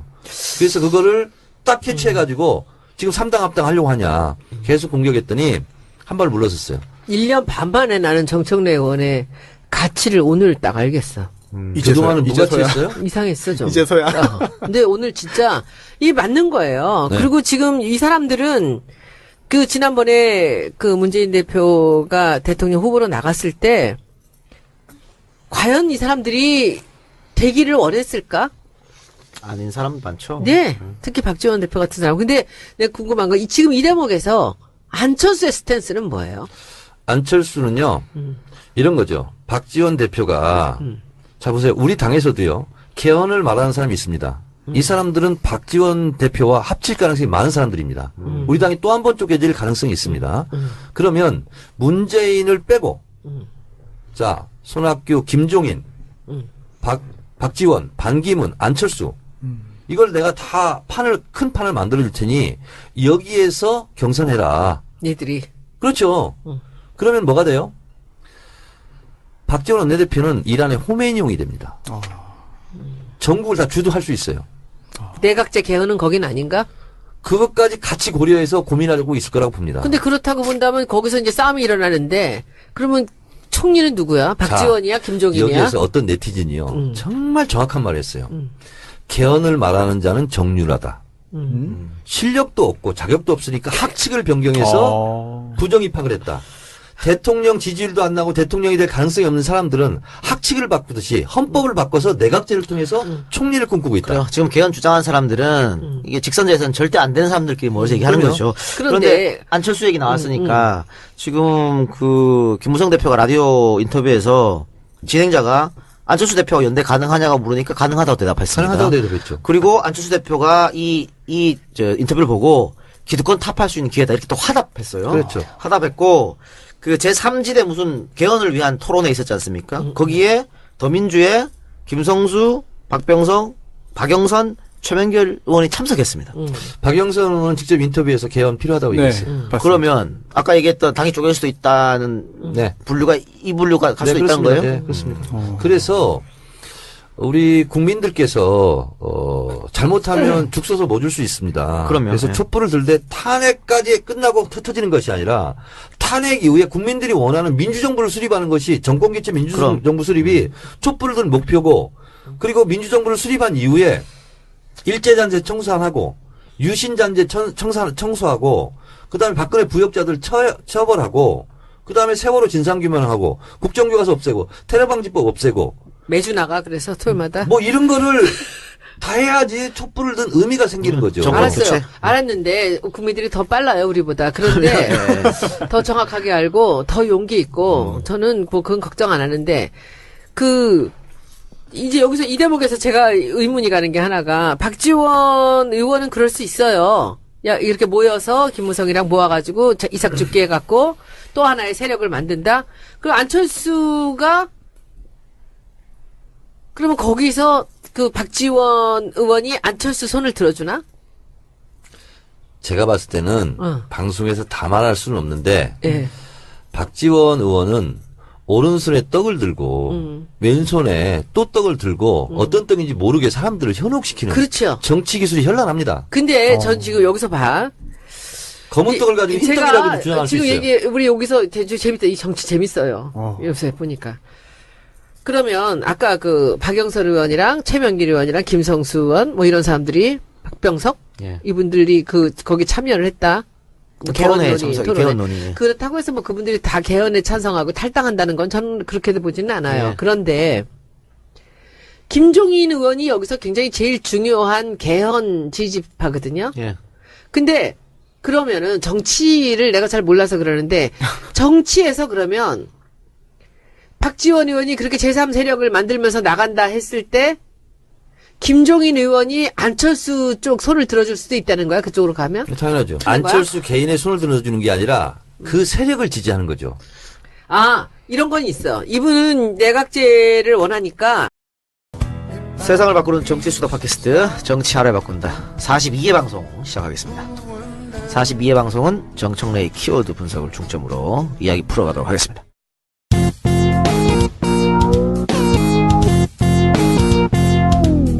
정청래 키워드 분석. 자, 오늘의 키워드 분석 뭡니까? 명퇴. 네, 또 하나는 또 하나는 무지연합. 무지연합? 네. 단무지연합? 김무성, 박지원 연합. 무지연합이에요? 네, 무지연합. 야, 그냥 명태부터 합시다. 네. 명태는 뭐요? 대통령 명태예요? 오늘 대국민 담화가 있었죠. 네, 한마디로 말하면 나는 명예롭게 퇴직하고 싶다. 명태를 얘기한 것이고요. 그 전날 친박들이 모여서 서청원, 조원진 등등이 모여서 대통령의 명예로운 퇴진을 얘기했어요. 그리고 친박으로서는 처음으로 대통령이 명예로운 퇴직을 해야 된다. 그러면서 현장에서 조원재 정무수석의 전화로 우리 친박이 이렇게 결정을 했다. 이렇게 통보했다는 거죠. 그것이 박근혜 대통령이 전달이 됐는지는 확인이 되지 않고요. 그리고 또 국가 원로라고 하면서 전직 국회의장 등등이 모여서 4월 달에 퇴진해야 된다. 예. 그것도 사실상 맥락은 명예로운 퇴진입니다. 질서 있는 퇴진. 질서 이른바. 있는 퇴직. 예. 네, 그렇습니다. 그런데 이제 이게 이제 친박과 국가 원로들 그리고 오늘 박근혜 대통령 담화까지 즉각 퇴진을 반대하고 즉각 퇴진을 거부한 거잖아요.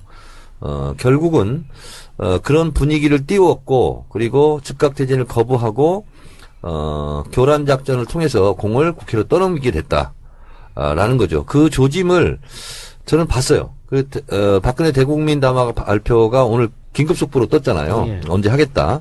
그래서 제가 오전에 명예로운 퇴직을 이들은 왜 원할까? 이게 박근혜 대통령 담화 발표하기 전에 제가 10가지를 정리했어요. 정리했는데 첫 번째 탄핵 교란용이다. 시간 벌기다. 그리고 퇴진과 개헌을 연기한 거다. 그리고 야당 분란용이다. 그리고 친박 생명 연장의 꿈이다. 그리고 명분 축적 언론 플레이용이었다. 그리고 친박도 이제 살아야 되거든요. 그래서 박근혜와 거리두기를 시작한 거다. 그리고 친박이 같이 지금 합의를 한 게 아니거든요. 일부가 튀어나와서 한 거기 때문에 친박의 균열을 가져왔다. 그리고 한마디도 안 할 수가 없잖아요, 지금. 온갖 지금 백가정명이 나오고 있는데 거기에 대열에 동참한 거다. 그리고 10번째가 그냥 한마디 한 거다.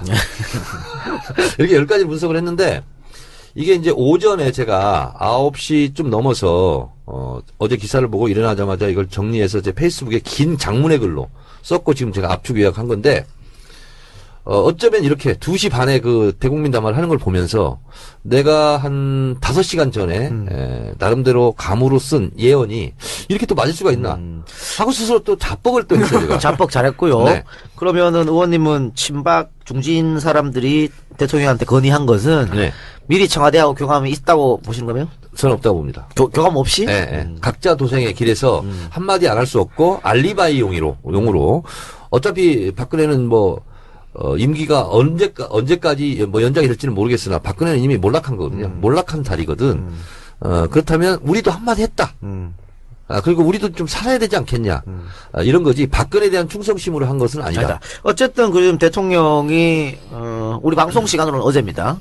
어제 그 퇴임 얘기한 거 뭐 자기의 임기를 단축시키겠다 이렇게 얘기한 것은 친박 중진들이 건의한 거를 받는 모양새 같아요. 왜냐면은 그 전에 원로들이 이야기한 것은 4월까지 하야하라 그랬거든요. 그러니까 일정을 대통령 본인이 내놓으라 그랬는데 어제 대통령 대국민 담화는 일정을 본인이 내지 않고 국회로 떠넘긴 거예요. 니네가 국회 내봐. 니네가 따라 그죠?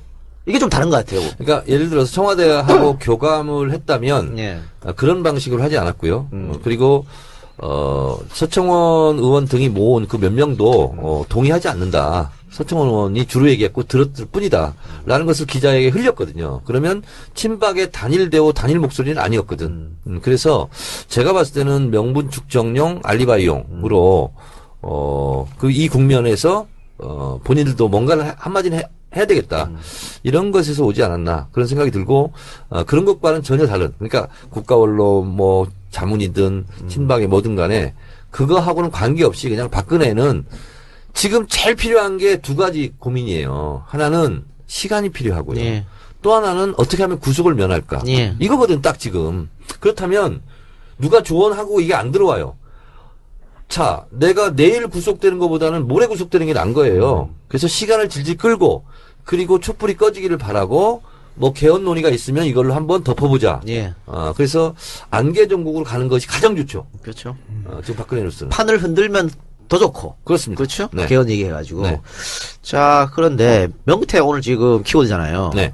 근데 어떤 수든 쓰든 이 명예로 이건 퇴진이 안 될 것 같은데 하야든 탄핵이든 뭐든. 그러니까 제가 이제 결론적으로 말씀드리고 싶은 것은 지켜야 될 명예가 남아있지 않다. 그리고 소위 말하는 친박들이 지켜줄 수 있는 노무현이가 이렇다고 하면서 문재인이가 절대 뽑으면 안 된다. 예. 그러면서 박근혜를 목놓아 외쳤던 사람이에요. 자, 그런데 본인은 친박 연대로 나간 사람이에요. 그리고 국회로 돌아왔어요. 그리고 지금은 박근혜를 만난 것이 정치 일정에서 가장 후회스럽다고 얘기합니다. 표변도 이런 표변이 없어요. 그렇죠. 그리고 정말 정치가 못하는 거야. 그런데 탄핵할 때는 이 탄핵의 찬성표는 비박이 몰아오는 것이 아니고 국민들이 몰아온 거예요. 예. 국회에서는 탄핵에 탄자도 못 꺼냈어요. 국민들이 탄핵을 꺼내니까 드디어 탄핵을 하자라고 뒤늦게 움직인 거예요. 근데 마치 이것을 박지원 대표가 김무성 비박계 협조를 받는 것이 마치 역사적으로 제일 중요한 것처럼 그리고 나는 국민의당의 정체성을 인정하면 합치겠다. 이거는요. 제2의 3당 야비다. 김무성 전 대표가 그런 얘기 했죠. 합칠 수도 있다 얘기했고. 네. 또 박지원 대표는 흥묘백묘론을 꺼냈어요. 네. 그래서 마치 자기는 순수한 입장에서 얘기하는 것처럼. 자, 그러니까 박지원 대표가 얘기하는 것은 탄핵을 위해서 그런다 하면 그것은 일정 부분 백보 양보해서 이해할 수 있어요. 예. 그러나 국민의당의 정체성을 인정하면 김무성과 합치겠다. 그리고 친박도 반성하면 용서해줘야 된다. 자, 근데 용서는 가해자들이 하는 게 아니고 국회의원들이 하는 게 아니에요. 프랑스의 똘레랑스는 나치 부역 2년 6개월밖에 안 됩니다. 나치가 물러간 다음에 제일 먼저 처형한 게 언론입니다. 그 다음에 정치인들이에요. 다 죽였어요. 근데 공소시효가 끝났어. 법을 바꿉니다. 민족 반역자에게는 공소시효가 없다. 80년대 중반까지 추적해서 발본세관에서 다 처형합니다. 그러니까 국민들이 이제는 그만하자. 관용을 베풀자. 이만하면 됐다. 그래서 프랑스가 똘레랑스의 나라가 된 거예요. 그래서 까미는 이런 얘기를 했어요. 오늘 처벌하지 않으면 또 다른 범죄들에게 용기를 주는 거다. 내일. 그래서 역사 청산을 해야 된다. 이런 건데 밟아버려야 되는 거지. 청산해야 될 박근혜 탄생의 공동정범과 부역자들과 탄핵 이후에 손잡겠다. 이건 뭐냐면 91년도 3당 합당할 때 뭐라고 했어요. 노태우가. 김대중 빼고 다 모여라. 네. 지금 박지원 대표는 문재인 빼고 다 모여라예요. 그래, 그렇게 얘기하죠. 그, 친박, 친노 빼고 다 모이자. 다 모이자. 네. 그게 이제. 그리고 친박도 반성하고 용서하면 받아들이겠다. 그래서 이후에 벌어지는 대통령 선거에서 신종 제3당 합당을 통해서 자기들이 정권을 가져가겠다. 절대로 이거는 용서할 수가 없다. 그래서 제가 5일 전부터 한 50번 공격했어요. 박지원 대표한테. 예. 그렇게 해야 돼. 네, 했어요. 그랬더니 저한테 전화가 왔어요. 전화 통화를 했는데 그 너 왜 내용은 그러니, 그래? 그 내용은 공개하지 않겠어요. 제가 이걸 공개하면 박지원 대표의 정치 생명에 지장이 있을 수도 있어요. 괜찮아, 하세요. 안 합니다. 나도 그런 거 있어. 자, 그랬더니 박지원 대표 나한테도 뭐라고 본인이 또 받아쳤냐면 나는 민주당 일각에서 일배처럼 공격하지만 참겠다. 저를 일배로 모는 거예요. 그래서 참지 마라. 그랬더니 어제 또 썼더라고요. 탄핵까지 민주당에서 좀 두 분만 조용히 했으면 좋겠다. 그 두 분이 문재인인지 추미애인지 뭐 정청래까지 포함된지는 모르겠어요. 그래서 오늘 제가 썼습니다. 공개했어요. 박지원 대표의 부탁대로 휴전입니다. 휴전. 탄핵이 중요하고 탄핵을 위해서 힘을 모아야 되기 때문에 원대로 잠시 휴전합니다. 그러나 탄핵 이후에 제2의 신종 3당 야합을 시도한다면 그때는 박지원 대표도 탄핵의 대상임을 경고합니다. 그러한 정청래님 불행한 일이 없었으면 좋겠습니다. 너무 잘하시네. 나는 그 박지원이라는 분을 제가 들어오자마자 얼마 안 있어서 같이 밥 먹다가 그 박기춘 의원 그 시계 그 상납받은 거 얘기 나오다가 제가 시계를 모았다 이런 얘기를 했다. 그날 밤에 술 마시고 들어가서 있었죠. 시계 써가 예. 내가 그것 때문에 1년 동안에 시달렸는데 그래가지고 내 재산 등록에 시계를 해버렸잖아요. 그냥. 네. 근데 참 나쁜 사람이에요. 그래서 저는 저 사람이 저는 여기 와서 보니까 이 김종인 의원하고 박지원 의원이 저렇게 막말할 때 왜 사람들은 다 가만히 있어요? 언론들도 가만히 있어요. 다른 사람들이 하는 것보다 5배 이상씩은 강한 것 같아, 그분들 둘이. 근데 그분들은 아무리 말을 험하게 해도 뭐라고 안 그래요. 다른 사람들은 요만큼만 하면 난리를 치면서. 연세가 많아서 그런 것 같아요. 그런 것 같아요. 네. 뒤끝이 있어서 그렇다는 얘기도 있던데요.